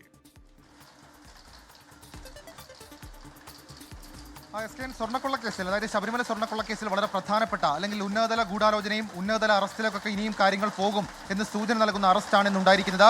2019 ഈ മാർച്ച് നവംബർ മാസങ്ങളിൽ ദേവസ്വം കമ്മീഷണർ, മറ്റൊരു പോസ്റ്റ് ദേവസ്വം ബോർഡ് പ്രസിഡന്റ്, ഈ പോസ്റ്റുകൾ വഹിച്ചിരുന്ന N. വാസുവിനെ അറസ്റ്റിലേക്ക് ഇപ്പോൾ അന്വേഷണ സംഘം കടന്നിരിക്കുന്നു. അല്പസമയം മുൻപ് നമ്മൾ ഈ നിൽക്കുന്ന പത്തനംതിട്ട കോടതിയിൽ, മജിസ്ട്രേറ്റ് കോടതിയിലേക്ക് N. വാസുവിനെ കൊണ്ടുവന്ന് അദ്ദേഹത്തെ റിമാൻഡിലേക്ക് അയച്ചു എന്നുള്ളതാണ് ഏറ്റവും പ്രധാനപ്പെട്ട കാര്യം. 14 ദിവസത്തേക്കാണ് അദ്ദേഹത്തെ റിമാൻഡിലേക്ക് അയച്ചത്. അല്പസമയം മുൻപ് ഇവിടെ നിന്ന് അദ്ദേഹത്തെ കൊട്ടാരക്കര വർക്കല സബ് ജയിലിലേക്ക് കൊണ്ടുപോവുകയും ചെയ്തിട്ടുണ്ട്. മാത്രമല്ല ഈ എൻ വാസുവിന്റെ റിമാൻഡ് റിപ്പോർട്ടിൽ സ്വർണ്ണക്കൊള്ളയുമായി ബന്ധപ്പെട്ട അദ്ദേഹം നടത്തിയ ഇടപാടുകളുടെ വളരെ പ്രധാനപ്പെട്ട വിവരങ്ങൾ പറയുന്നുണ്ട്. അതിൽ ഒന്നാമത്തേത് ഈ രേഖകളിൽ സ്വർണ്ണം പൊതിഞ്ഞ പാളികൾ എന്നത് ഒഴിവാക്കിയെന്നുള്ളതാണ് അദ്ദേഹത്തിനെതിരെ റിമാൻഡ് റിപ്പോർട്ടിൽ പറയുന്ന ഗൗരവമുള്ള കാര്യം. ചെമ്പ് പാളികൾ എന്ന് രേഖപ്പെടുത്തി ഈ തട്ടിപ്പിന് തുടക്കം കുറിച്ചതിന്റെ ആദ്യഘട്ടം അവിടെയാണെന്നും അന്വേഷണ സംഘം വ്യക്തമാക്കുന്നുണ്ട്. മാത്രമല്ല ഉണ്ണികൃഷ്ണൻ പോറ്റിയുടെ കൈവശം കൊടുത്തുവിടാൻ ഇടപെടൽ നടത്തി, സ്വർണ്ണപ്പാളികൾ കട്ടിടപ്പാളികൾ കൊടുത്തുവിടാൻ ഇടപെടലുകൾ നടത്തി, ഇതര പ്രതികളുമായി ചേർന്ന് ഗൂഢാലോചന നടത്തി, ബോർഡിന് നഷ്ടവും പ്രതികൾക്ക് ഇതുവഴി അന്യായ ലാഭവും ഉണ്ടാക്കിയെന്നൊക്കെയുള്ള ആരോപണം അദ്ദേഹത്തിനെതിരെ ഉയർത്തുന്നുണ്ട്. റിമാൻഡ് റിപ്പോർട്ടിൽ എൻ വാസുവിനെതിരെ ഗൂഢാലോചന, വ്യാജരേഖ ചമയ്ക്കൽ, സ്വർണ്ണ കവർച്ച തുടങ്ങിയ ആരോപണങ്ങൾ അത് ഉണ്ട്. മാത്രമല്ല ഗൂഢാലോചന തെളിഞ്ഞിട്ടുണ്ടെന്നും SIT കോടതിയിൽ റിമാൻഡ് റിപ്പോർട്ടിലൂടെ വ്യക്തമാക്കിയിട്ടുണ്ട്. ഇനി രണ്ടാമത്തെ പ്രധാനപ്പെട്ട കാര്യം ഈ മറ്റുള്ളവരുടെ മൊഴിയാണ്. അതിൽ ഏറ്റവും പ്രധാനം ഉണ്ണികൃഷ്ണൻ പോറ്റി, മുരാരി ബാബു, സുധീഷ് കുമാർ, മുൻ ദേവസ്വം കമ്മീഷണറായിരുന്ന സുധീഷ് കുമാർ, തിരുവാഭരണം കമ്മീഷണറായിട്ടുള്ള KS ബൈജു, ഇവരുടെ 4 പേരുടെ മൊഴിയിലും എൻ വാസുവിന് ഇക്കാര്യത്തിൽ അറിവുണ്ട് എന്ന തരത്തിലേക്കുള്ള കാര്യങ്ങൾ വ്യക്തമാക്കിയിട്ടുണ്ട് എന്നുള്ളതാണ് നിലവിൽ ഇപ്പോൾ ഈ റിമാൻഡ് റിപ്പോർട്ടിലടക്കം പുറത്തു വരുന്ന വിവരങ്ങൾ അറിയുമ്പോൾ നമുക്ക് മനസ്സിലാക്കാൻ കഴിയുന്ന കാര്യം. ഏതായാലും എൻ വാസുവിൽ അവസാനിക്കില്ല എന്നുള്ളൊരു സൂചന അത് SIT നൽകിയിരിക്കുന്നു. ഇനി അക്കാലത്തെ ദേവസ്വം ഭാരവാഹികൾ, അത് K പത്മകുമാർ അടക്കമുള്ള ആളുകളിലേക്ക് അന്വേഷണം പോകുമോ എന്നൊക്കെയുള്ള കാര്യങ്ങൾ അത് വരും ദിവസങ്ങളിൽ അറിയാം. നാളത്തെ ദിവസം അന്വേഷണ സംഘത്തെ സംബന്ധിച്ച് നിർണായകമാണ്. സുധീഷ് കുമാറിനെ തിരികെ കൊടുക്കുന്നു എന്നതിനപ്പുറത്തേക്ക് നാളെ നിർണായകമായ പല ചോദ്യം ചെയ്യലും ഉണ്ടാകാം. SKN. ഷഫീദ്, തിരുവിതാംകൂർ ദേവസ്വം ബോർഡിന്റെ തലപ്പത്തൊക്കെ ഇരുന്ന ചില ആളുകളുമായി നമ്മൾ സംസാരിക്കുമ്പോൾ ഈ എൻ വാസു അഴിമതിക്കാരനാകാൻ സാധ്യത കുറവാണ് എന്ന രീതിയിൽ പറയുന്ന ആളുകളുമുണ്ട്. അപ്പോൾ അന്വേഷണ ഏജൻസി പക്ഷേ ഉറപ്പിച്ച് പറയുന്നൊരു കാര്യം ഈ ഗൂഢാലോചനയിൽ ഇദ്ദേഹത്തിന് പങ്കുണ്ട് എന്ന് തന്നെയല്ലേ? SKN ഉറപ്പായിട്ടും SITയുടെ റിമാൻഡ് റിപ്പോർട്ടിലും മാത്രമല്ല അവരുടെ കണ്ടെത്തലിലടക്കം കേവലം ഏതെങ്കിലും തരത്തിൽ ഈ കൂട്ടുപ്രതികൾ, ഈ പ്രതിപട്ടികയിലുള്ള മറ്റു പ്രതികളുടെ മൊഴികളുടെ അടിസ്ഥാനത്തിൽ മാത്രമല്ല എൻ വാസുവിന് ഇക്കാര്യത്തിൽ പങ്കുണ്ടെന്ന് SIT പറയുന്നത്. മാത്രമല്ല ഇന്നത്തെ അദ്ദേഹത്തിന്റെ 14 ദിവസത്തെ റിമാൻഡ് അത് തന്നെ നമ്മൾ മുഖവിലക്കെടുത്താൽ അദ്ദേഹത്തിന് ആരോഗ്യ പ്രശ്നങ്ങളുണ്ട്. പക്ഷേ അത്തരം വാദങ്ങളൊന്നും കോടതി മുഖവിലക്കെടുത്തില്ല. പകരം ഈ കേസിന്റെ ഹൈക്കോടതി നേരിട്ട് ഇടപെടൽ നടത്തുന്ന ഒരു കേസ്, അതിന്റെ ഗ്രാവിറ്റി അടക്കമുള്ള കാര്യങ്ങൾ മനസ്സിലാക്കിക്കൊണ്ടാണ് 14 ദിവസത്തെ എൻ വാസുവിന്റെ റിമാൻഡിലേക്ക് കോടതി അയച്ചത്. മാത്രമല്ല ഇനി SIT കണ്ടെത്തൽ വിശദമായി പരിശോധിച്ചാൽ അതിൽ ഇങ്ങനെയാണ് SKN പറയുന്നത്. ശബരിമലയിലെ സ്വർണ്ണപ്പാളികൾ ആദ്യമായി ചെമ്പാണെന്ന് രേഖപ്പെടുത്തിയത് ദേവസ്വം കമ്മീഷണറായിരുന്ന എൻ വാസുവാണ്. അതിനുശേഷം ബോർഡിന്റെ അംഗീകാരത്തിനായി നൽകിയ കത്തിലാണെന്ന് പ്രത്യേക അന്വേഷണ സംഘം കണ്ടെത്തിയിട്ടുണ്ട്. കുറച്ചുകൂടി വിശദമായി പറഞ്ഞാൽ 2019 ഫെബ്രുവരി 26-ന് എൻ വാസു നൽകിയ കത്ത് അംഗീകരിച്ചാണ് മാർച്ച് 19-ലെ ദേവസ്വം ബോർഡ് പോറ്റിയുടെ കയ്യിൽ പാളികൾ കൊടുത്തുവിടാൻ തീരുമാനമെടുത്തിട്ടുള്ളത്. ഇതനുസരിച്ച് ദേവസ്വം സെക്രട്ടറി S ജയശ്രീയുടെ ഉത്തരവിന്റെ അടിസ്ഥാനത്തിലാണ് പാളികൾ കടത്തിയത്. എൻ വാസു അടക്കമുള്ള ഉദ്യോഗസ്ഥർക്ക് ഗുരുതര വീഴ്ച സംഭവിച്ചു എന്നുള്ള കണ്ടെത്തൽ ഇതിൽ പ്രകാരമാണ് SIT നടത്തുന്നത്. അതുകൊണ്ട് തന്നെ കേവലം അത് SIT മൊഴികൾ പ്രകാരമോ അല്ലെങ്കിൽ അവരുടെ ഏതെങ്കിലും കൺഫെഷൻസ് പ്രകാരമോ അല്ല, മറിച്ച് SITയുടെ പക്കൽ ഈ രേഖകൾ തിരുത്തിയതിന്റെ തെളിവുണ്ട്. മാത്രമല്ല മറ്റൊരു പ്രധാനപ്പെട്ട കാര്യം SKN, ഈ ഉണ്ണികൃഷ്ണൻ പോറ്റി നേരത്തെ ഒരു മെയിൽ, അതായത് വിവാദങ്ങൾ നടക്കുന്ന സമയത്ത് എൻ വാസുവിന് ഒരു മെയിൽ അയച്ചിരുന്നു. ആ മെയിൽ അടക്കമുള്ള കാര്യങ്ങളെക്കുറിച്ച് SIT സംഘം ചോദിച്ചപ്പോൾ എൻ വാസുവിന് കൃത്യമായിട്ടുള്ള മറുപടികൾ ഉണ്ടായിരുന്നില്ല എന്നുള്ളതാണ് ഏറ്റവും പ്രധാനപ്പെട്ട കാര്യം. അതിൽ തന്നെ എടുത്തു പറയുന്ന ഒരു കാര്യം, ഈ മെയിൽ അത് 2019 മാർച്ച് മാസത്തിന് ശേഷം വരുന്ന ഒരു മെയിലാണ്. ആ മെയിലിൽ പറയുന്നത് ഈ ശബരിമലയിലെ സ്വർണ്ണപ്പണികൾ തീർത്തതിന് ശേഷം കുറച്ച് സ്വർണം ബാക്കിയുണ്ട്, അത് ഏതെങ്കിലും തരത്തിലുള്ള പെൺകുട്ടികളുടെ കല്യാണത്തിന് ഉപയോഗിക്കാം എന്നുള്ളതായിരുന്നു ഉണ്ണികൃഷ്ണൻ പോറ്റിയുടെ മെയിൽ. എന്നാൽ അങ്ങനെ ഒരു സ്വർണം ഈ ശബരിമലയിലെ ഒരു നിർമ്മാണ പ്രവൃത്തി നടത്താൻ കൊടുത്തുവിട്ട ഒരാളുടെ കയ്യിൽ ഉണ്ടായിട്ടും എന്തുകൊണ്ട് ഈ സ്വർണം അളന്ന് തിട്ടപ്പെടുത്തിയില്ല എന്നുള്ള ഒരു മൗനം അക്കാര്യത്തിൽ ഉണ്ടായിട്ടുണ്ടെന്ന് SIT പറയുന്നു. അത് കഴിഞ്ഞ ഇടക്കാല റിപ്പോർട്ടിന് ശേഷം ഹൈക്കോടതിയും എന്തുകൊണ്ട് അങ്ങനെ ഒരു പരിശോധന നടത്തിയില്ല എന്ന ചോദ്യം ഉയർത്തിയിരുന്നു. അതുകൊണ്ട് തന്നെ എൻ വാസുവിനെ ഇപ്പോൾ സംശയനിഴലിൽ മാത്രമാണ് SIT കാണുന്നത്. ഷബീദ് റാവുത്തർ. ഇനി തദ്ദേശ പോര് മുറുകുന്നു.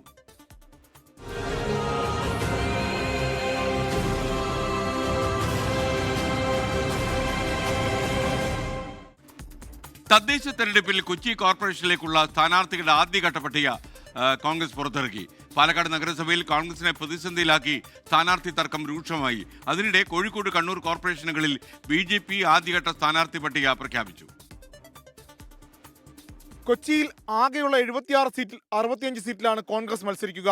ദീപ്തി മേരി വർഗീസ്, കോർപ്പറേഷൻ മുൻ പ്രതിപക്ഷ നേതാവ് ആന്റണി കുരീത്തറ എന്നിവർ ആദ്യഘട്ട പട്ടികയിലുണ്ട്.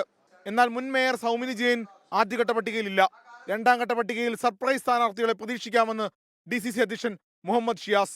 ആദ്യഘട്ടമായി 76 ഡിവിഷനിലെ കോൺഗ്രസ് മത്സരിക്കുന്ന 65 സീറ്റിൽ 40 സ്ഥാനാർത്ഥിമാരെ ആദ്യഘട്ടമായി പ്രഖ്യാപിക്കുകയാണ്. 34 സ്റ്റേഡിയം അവിടുത്തെ മുൻ കൗൺസിലർ കൂടിയായിട്ടുള്ള അഡ്വക്കേറ്റ് ദീപ്തി മേരി വർഗീസ് അതേസമയം പാലക്കാട് നഗരസഭയിലേക്ക് കോൺഗ്രസിന് സ്ഥാനാർത്ഥി നിർണയം പൂർത്തിയാക്കാനായില്ല. പ്രശ്നപരിഹാരത്തിന് ചേർന്ന കോർ കമ്മിറ്റിയിലും തീരുമാനമായില്ല. 2 മണ്ഡലം പ്രസിഡന്റുമാർ സ്ഥാനാർത്ഥിത്വം ആവശ്യപ്പെട്ടതോടെയാണ് കോൺഗ്രസിൽ പ്രതിസന്ധി രൂക്ഷമായത്. കോഴിക്കോട് കോർപ്പറേഷനിലെ ചാലപ്പുറം വാർഡ് CMPക്ക് നൽകിയതിൽ പ്രതിഷേധിച്ച് കോൺഗ്രസ് മണ്ഡലം പ്രസിഡന്റ് M. അയ്യൂബ് രാജിവെച്ചു. കോഴിക്കോട് കോർപ്പറേഷനിൽ 45 ഡിവിഷനുകളിലും കൊല്ലം കോർപ്പറേഷനിലെ 21 ഡിവിഷനുകളിലും BJP ഇന്ന് സ്ഥാനാർത്ഥികളെ പ്രഖ്യാപിച്ചു. കോഴിക്കോട് കോർപ്പറേഷനിൽ മഹിളാ മോർച്ച സംസ്ഥാന പ്രസിഡന്റ് നവ്യ ഹരിദാസ് കാരപ്പറമ്പ് വാർഡിൽ മത്സരിക്കും. മേയർ സ്ഥാനാർത്ഥിയെ പിന്നീട് പ്രഖ്യാപിക്കുമെന്ന് K. സുരേന്ദ്രൻ പറഞ്ഞു. 76 സീറ്റിൽ 45 സീറ്റുകളിലെ സ്ഥാനാർത്ഥികളെയാണ് ഇന്ന് ഞങ്ങൾ പ്രഖ്യാപിക്കുന്നത്. 2 ദിവസത്തിനകം ബാക്കി സീറ്റുകളിലെ സ്ഥാനാർത്ഥികളെ കൂടെ പ്രഖ്യാപിക്കും. കണ്ണൂരിൽ മുന്നണി സ്ഥാനാർത്ഥി നിർണയ ചർച്ചകൾ പുരോഗമിക്കുകയാണ്. 2 ദിവസത്തിനകം സ്ഥാനാർത്ഥി പ്രഖ്യാപനമുണ്ടാകും. അതിനിടെ കണ്ണൂർ INL ജില്ലാ പ്രസിഡന്റ് സിറാജ് തയ്യിൽ രാജിവെച്ച് AP അബ്ദുൽ വഹാബ് നേതൃത്വം നൽകുന്ന നാഷണൽ ലീഗിൽ ചേർന്നു. വിവിധ ബ്യൂറോകൾക്കൊപ്പം ന്യൂസ് ഡെസ്ക് 24. ഇപ്പോൾ വരുന്ന ഒരു വാർത്ത AB ജയശങ്കർ റിപ്പോർട്ട് ചെയ്യുന്നു. കോടതിയിൽ N. വാസുവിന്റെ അഭിഭാഷകൻ ജാമ്യാപേക്ഷ നൽകി. പത്തനംതിട്ട മജിസ്ട്രേറ്റ് കോടതിയിലാണ് അദ്ദേഹത്തെ ഹാജരാക്കിയ ഘട്ടത്തിൽ അപേക്ഷ കൂടെ കൊടുത്തത്. എന്നാൽ കോടതി പറഞ്ഞത് പിന്നീട് പരിഗണിക്കാം എന്നാണ്. എന്ന് പറഞ്ഞാൽ അദ്ദേഹത്തിന്റെ ജാമ്യാപേക്ഷ തൽക്കാലം കോടതി പരിഗണിച്ചില്ല എന്നാണ് നമുക്ക് ലഭിക്കുന്ന വിവരം. തദ്ദേശ തെരഞ്ഞെടുപ്പിൽ ട്രാൻസ്ജെൻഡർ കോൺഗ്രസ് 3 സീറ്റുകളിൽ മത്സരിക്കും. തിരുവനന്തപുരം, ആലപ്പുഴ ജില്ലാ പഞ്ചായത്തുകളിലും എറണാകുളം, ഏലൂർ മുനിസിപ്പാലിറ്റിയിലുമാണ് മത്സരിക്കുക. 6 സീറ്റ് ആവശ്യപ്പെട്ട് KPCCക്ക് അവർ കത്ത് നൽകിയിരുന്നു. 24 പ്രൈം ടൈം ബ്രേക്കിംഗുമായി അശ്വിൻ പാലാഴി ആലപ്പുഴയിൽ നിന്ന് ചേരുന്നു. പറയൂ അശ്വിൻ, പറയൂ. തദ്ദേശ തെരഞ്ഞെടുപ്പ് അടുത്തിരിക്കെ കോൺഗ്രസിനെ സംബന്ധിച്ച് സീറ്റ് നിർണയമൊക്കെ മുന്നോട്ട് പോവുകയാണ്. അതിനിടെയാണ് ഈ പല നഗരസഭകളിലും പല തദ്ദേശ സ്ഥാപനങ്ങളിലുമൊക്കെ സീറ്റ് വിഭജനം വലിയ കീറാമുട്ടയെ തുടരുകയാണ്. അതിനിടെ ഈ ട്രാൻസ്ജെൻഡേഴ്സ് കോൺഗ്രസ് 6 സീറ്റുകളാണ് കേരളത്തിൽ ഉടനീളം ആവശ്യപ്പെട്ടത്. അത് അവരൊരു ഉദാഹരണമായി KPCC അധ്യക്ഷൻ നൽകിയ കത്തിൽ പറയുന്നത് ഇടതുപക്ഷത്ത് 7 സീറ്റുകളോളം ട്രാൻസ്ജെൻഡർ വിഭാഗത്തിന് നൽകുന്നുണ്ട്. ആ സാഹചര്യത്തിൽ 6 സീറ്റെങ്കിലും ഏറ്റവും കുറഞ്ഞത് UDFൽ ട്രാൻസ്ജെൻഡർ കോൺഗ്രസിന് നൽകണമെന്നുള്ളതായിരുന്നു ആവശ്യം. പക്ഷേ ആ ആവശ്യം പൂർണ്ണമായി അംഗീകരിക്കാൻ KPCC നേതൃത്വം തയ്യാറായിട്ടില്ല. നിലവിൽ 3 സീറ്റുകളിൽ ട്രാൻസ്ജെൻഡേഴ്സ് വിഭാഗത്തിനെ മത്സരിപ്പിക്കാനാണ് KPCCയുടെ തീരുമാനം. അത് തിരുവനന്തപുരം, എറണാകുളം, അതിനു പുറമെ ആലപ്പുഴ എന്നീ ജില്ലകളിലാണ് ട്രാൻസ്ജെൻഡേഴ്സ് കോൺഗ്രസിന്റെ പ്രതിനിധികൾ മത്സരിക്കുക. തിരുവനന്തപുരത്ത് ഏറ്റവും വലിയ മത്സരം നടക്കുന്ന കോർപ്പറേഷനാണ് തിരുവനന്തപുരം. കോർപ്പറേഷൻ സീറ്റ് ആവശ്യപ്പെട്ടെങ്കിലും നൽകാൻ KPCC തയ്യാറായിട്ടില്ല. തിരുവനന്തപുരം ജില്ലാ പഞ്ചായത്തിലേക്കാണ് ട്രാൻസ്ജെൻഡേഴ്സ് കോൺഗ്രസിന്റെ നിലവിലത്തെ സംസ്ഥാന അധ്യക്ഷ അമയ പ്രസാദ് മത്സരിക്കുക. ഒപ്പം എറണാകുളത്തേക്ക് വരുമ്പോൾ ഏലൂർ മുനിസിപ്പാലിറ്റിയിൽ ട്രാൻസ്ജെൻഡേഴ്സ് കോൺഗ്രസിന്റെ സജീവ പ്രവർത്തകയും നേതാവുമായ രാഗ രഞ്ജിനി ഏലൂർ മുനിസിപ്പാലിറ്റിയിലെ ഒരു വാർഡിൽ മത്സരിക്കും. അതിനു പുറമെ ആലപ്പുഴ ജില്ലാ പഞ്ചായത്തിലേക്ക് അരുണുമയൻ കുറുപ്പാണ് നിലവിൽ ട്രാൻസ്ജെൻഡേഴ്സ് കോൺഗ്രസിന്റെ രക്ഷാധികാരിയാണ് അരുണുമയും ഈ വയലാർ വാർഡിലാണ്, വയലാർ ഡിവിഷനിലാണ് മത്സരിക്കുക എന്നുള്ളതാണ് നിലവിൽ മനസ്സിലാക്കുന്നത്. എന്തായാലും ട്രാൻസ്ജെൻഡേഴ്സ് കോൺഗ്രസിന്റെ ഒരു പോരാട്ടം തന്നെ ഈ സീറ്റുകൾ നേടിയെടുക്കാൻ വേണ്ടി KPCCക്കുള്ളിൽ പാർട്ടിക്കുള്ളിൽ നടത്തിയിരുന്നു. അതിനൊടുവിലാണ് പല എതിർപ്പുകളെയും പാർട്ടിക്കുള്ളിൽ തന്നെ അവഗണനകളെയും എല്ലാം മറികടന്നുകൊണ്ട് നിലവിൽ ഈ സീറ്റുകൾ ട്രാൻസ്ജെൻഡേഴ്സ് കോൺഗ്രസ് നേടിയെടുത്തിരിക്കുന്നത് എന്നുള്ളതും ശ്രദ്ധേയമാണ്. എന്തായാലും തദ്ദേശ തെരഞ്ഞെടുപ്പിൽ ഈ സീറ്റുകളിൽ ട്രാൻസ്ജെൻഡേഴ്സ് കോൺഗ്രസിന് ജയിക്കാനാകുമോ എന്നുള്ളതും ഈ പാർട്ടിക്കുള്ളിലേക്ക് എതിർപ്പ് നിലനിൽക്കെ അവർക്കത് മറികടന്ന് ജയിക്കാനാകുമോ എന്നുള്ളതൊക്കെ പ്രധാനപ്പെട്ട ചോദ്യമാണ്. അശ്വിൻ പാലാഴിയാണ് വിവരങ്ങൾ നൽകിയത്. Thank you Ashwin. കോൺഗ്രസിൽ ആരും മുഖ്യമന്ത്രിയാകാൻ കുപ്പായമിട്ട് ഇറങ്ങിയിട്ടില്ലെന്ന് പ്രതിപക്ഷ നേതാവ് VD സതീശൻ ഇന്ന് 24നോട് പറഞ്ഞു. കോൺഗ്രസിൽ അനൈക്യമുണ്ട് എന്നത് CPMന്റെ പ്രചാരണമാണ്. എല്ലാവരും UDFന്റെ തിരിച്ചുവരവിന് വേണ്ടി പ്രവർത്തിക്കുന്നു, ആഗ്രഹിക്കുന്നു. പാർട്ടി നേതൃത്വം ഒറ്റക്കെട്ടെന്നും VD സതീശൻ 24നോട് പറഞ്ഞു. പ്രതിപക്ഷ നേതാവ് VD സതീശനാണ് ഇപ്പോൾ നമുക്കൊപ്പമുള്ളത്. സാധാരണ തെരഞ്ഞെടുപ്പുകൾ വരുമ്പോൾ UDFന് മേൽ CPM ആരോപിക്കുന്നതാണ് BJP അന്തർധാര. ഇപ്പോൾ UDF അത് തിരിച്ചു ചൂണ്ടിക്കാണിക്കണം. എന്താണ് അതിൻ്റെ അടിസ്ഥാന ആരോപണത്തിൻ്റെ? അതിൻ്റെ അടിസ്ഥാനം മുഖ്യമന്ത്രിക്കും അദ്ദേഹത്തിൻ്റെ കുടുംബത്തിനും നേരെ ഉയർന്നിരിക്കുന്ന ആരോപണങ്ങളാണ്. അവിടെ സെറ്റിൽ ചെയ്ത് അവിഹിതമായ, ഞാനല്ലേ ആദ്യം പറഞ്ഞത് അജിത് കുമാറിനെ പറഞ്ഞയച്ച RSS നേതാവിനെ തൃശ്ശൂരിൽ കണ്ടെന്ന്. തൃശ്ശൂർ പൂരം കലക്കി. തൃശ്ശൂർ BJPക്ക് ജയിക്കാനുള്ള അന്തരീക്ഷം CPM ഉണ്ടാക്കി കൊടുത്തു. അതോടുകൂടി കരുവന്നൂർ കേസ് ഒതുക്കി തീർത്തു. കൊടകര കേസ് തിരിച്ച് സഹായിച്ചു കൊടുത്തു. SNC ലാവലിംഗ് കേസ് 36 പ്രാവശ്യം ഡൽഹിയിൽ വിളിക്കുകയാണ്. CBI അഭിഭാഷകം പോവില്ല, ധാരണയാണ്. ഇവിടെ EDയും CBIയും പ്രൊട്ടക്റ്റ് ചെയ്യാൻ കേരളത്തിലെ മുഖ്യമന്ത്രി. വെള്ളാപ്പള്ളി നടേശൻ അടുത്ത കാലത്തായി നടത്തുന്ന പ്രതികരണങ്ങൾ, അദ്ദേഹം ഇപ്പോഴും നവോത്ഥാന സമിതിയുടെയും മറ്റും ചെയർമാനായിരിക്കുന്നു. അത്തരം ഈ കാര്യങ്ങൾ കൂടി UDF അതിനെ നിരീക്ഷിക്കുന്നുണ്ടോ? അതിനോടുള്ള വിമർശനം എന്താണ്? ഞങ്ങളതൊക്കെ ശ്രദ്ധിക്കുന്നുണ്ട്. അദ്ദേഹം പ്രഖ്യാപിച്ചൊരു പാർട്ടി ഉണ്ടല്ലോ, ആ പാർട്ടി NDAയിലാണ്. അതിന് CPMനൊരു കുഴപ്പമില്ല. നമുക്ക് അദ്ദേഹത്തോട്, അദ്ദേഹം സമുദായ സംഘടനാ നേതാവെന്ന നിലയിൽ ഞങ്ങൾക്ക് അഭിപ്രായ വ്യത്യാസമൊന്നുമില്ല. പക്ഷേ വർഗീയ ചൊവ കലർന്ന വർത്തമാനം അദ്ദേഹത്തെ കൊണ്ട് CPM പറയിപ്പിക്കുകയാണ്. ആ BJPയുടെ അജണ്ട തന്നെ CPM അദ്ദേഹത്തെ പോലുള്ള ആളുകളിലൂടെ ചെയ്തുകൊണ്ടിരിക്കുകയാണ്. ജനങ്ങൾ സർക്കാരിനെ താഴെ ഇറക്കാൻ തയ്യാറാണ്. എന്നാൽ കോൺഗ്രസിലൊരു ഒരുമ പ്രകടമാകുന്നില്ല. മുഖ്യമന്ത്രി സ്ഥാനത്തേക്ക് പലർ അല്ലെങ്കിൽ അത്തരം ചില വിമർശനങ്ങളും ആക്ഷേപങ്ങളും ഒക്കെ വരുന്നത് അത് എത്രമാത്രം യാഥാർത്ഥ്യമാണ്? അതിനോട് എന്താണ്? അതൊരു പരിധിവരെ CPMൻ്റെ ഒരു പൊളിറ്റിക്കൽ നറേറ്റീവാണ്. ഞങ്ങളെക്കുറിച്ച് ഒന്നും പറയാനില്ലാത്തതുകൊണ്ട് ഞങ്ങൾക്ക് മുഖ്യമന്ത്രിയാകാൻ യോഗ്യതയുള്ള ഒരുപാട് ആളുകളുണ്ട്. ഒരാളും കോൺഗ്രസിൻ്റെ അകത്ത് മുഖ്യമന്ത്രിക്കൊപ്പായിട്ട് ഇറങ്ങിയിട്ടില്ല. എല്ലാവരും സ്വയബോധ്യത്തോടുകൂടി ഞങ്ങളുടെ എല്ലാം എയിം ഇത് തിരിച്ചുകൊണ്ടില്ലാത്തത്. അത് കഴിയുമ്പോൾ പാർട്ടിക്ക് ഒരു സമയമുണ്ട്, അവർ തീരുമാനിച്ചോളും. തദ്ദേശ തെരഞ്ഞെടുപ്പിൽ UDF നയിക്കുന്ന UDF ചെയർമാൻ, പ്രതിപക്ഷ നേതാവ് അടക്കമുള്ള ആളുകൾ നല്ല ആത്മവിശ്വാസത്തിലാണ്. വലിയ വിജയം ഈ തദ്ദേശ തെരഞ്ഞെടുപ്പിൽ ആവർത്തിക്കാൻ കഴിയുമെന്ന് അല്ലെങ്കിൽ നേടാൻ കഴിയുമെന്ന പ്രതീക്ഷയാണ് പ്രതിപക്ഷ നേതാവ് പ്രകടിപ്പിക്കുന്നത്. തിരുവനന്തപുരത്ത് നിന്ന് അഭിലാഷ് തൊഴിലുംകൂടിനൊപ്പം R. ശ്രീജിത്ത്, 24.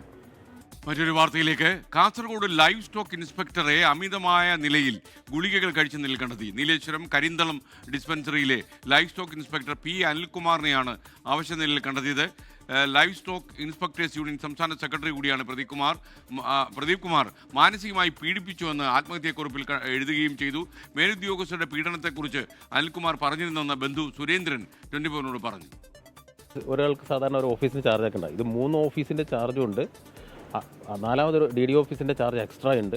ഇപ്പം പിന്നെ പുതിയതായിട്ട് 70 കിലോമീറ്റർ ദൂരെ ഒരു ഗോഡ് ഫാം തുടങ്ങുന്നതിൻ്റെ ഫുൾ ചാർജ് എടുത്തേ മതിയാവും എന്ന് പറഞ്ഞുകൊണ്ട് കർശന നിർദ്ദേശത്തിൽ ആരുടെയൊക്കെയോ സമ്മർദ്ദത്താൽ ഒരു ഓർഡർ കൂടി വന്നിട്ടുണ്ട്. അതിൽ പ്രേരണ കുറ്റം പറയുന്നുണ്ട് അവരുടെ സംഘടനയിലെ ഒരു വ്യക്തിയുടെ. അല്ല, സമ്മർദ്ദം തന്നെയാണെന്നാണ് പറയുന്നത്. കൂടുതൽ വിവരങ്ങളുമായി കാസർഗോഡ് നിന്ന് അരുൺ പാറക്കൽ പ്രൈം ടൈമിൽ ചേരുന്നു. അരുൺ, വിശദാംശങ്ങൾ എന്തൊക്കെയാണ് ഈ വാർത്തയുടെ? എസ്കേൻ, ഗുഡ് ഈവനിങ്. എസ്കേൻ, ഇന്നലെ ഉച്ചയോടുകൂടിയാണ് ഈ ഒരു ആത്മഹത്യാ ശ്രമം ഉണ്ടാകുന്നത്. അതിനുശേഷം ഇന്നാണിപ്പോൾ ഈ സംഭവം പുറത്തു വരുന്നത്. ആത്മഹത്യാ കുറിപ്പുൾപ്പെടെ പുറത്തു വന്നിട്ടുണ്ട് അനിൽകുമാറിന്. നീലേശ്വരം കരിന്തളം വെറ്റിനറി ഡിസ്പെൻസറിയിലെ ലൈഫ് സ്റ്റോക്ക് ഇൻസ്പെക്ടറാണ് PA അനിൽകുമാർ. PA അനിൽകുമാർ അമിതമായ തോതിൽ മരുന്ന് കഴിക്കുകയായിരുന്നു.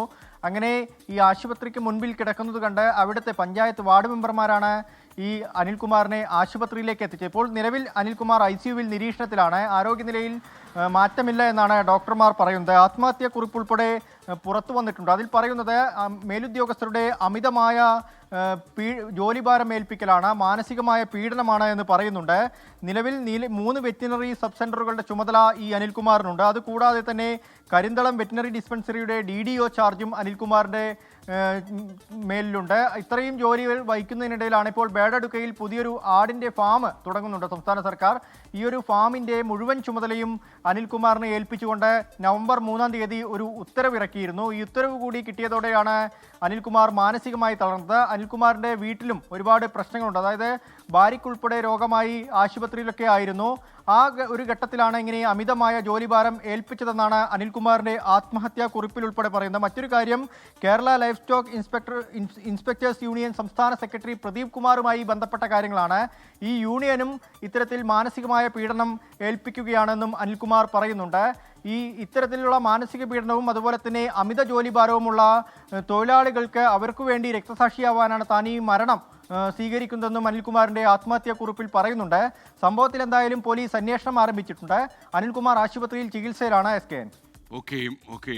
ഇപ്പോൾ വരുന്ന ഒരു വിമാനാപകടത്തിന്റെ വാർത്ത. സൈനികരുമായി അസർബൈജാനിൽ നിന്നും പുറപ്പെട്ട ടർക്കിഷ് വിമാനം C-130 തകർന്നു വീണു.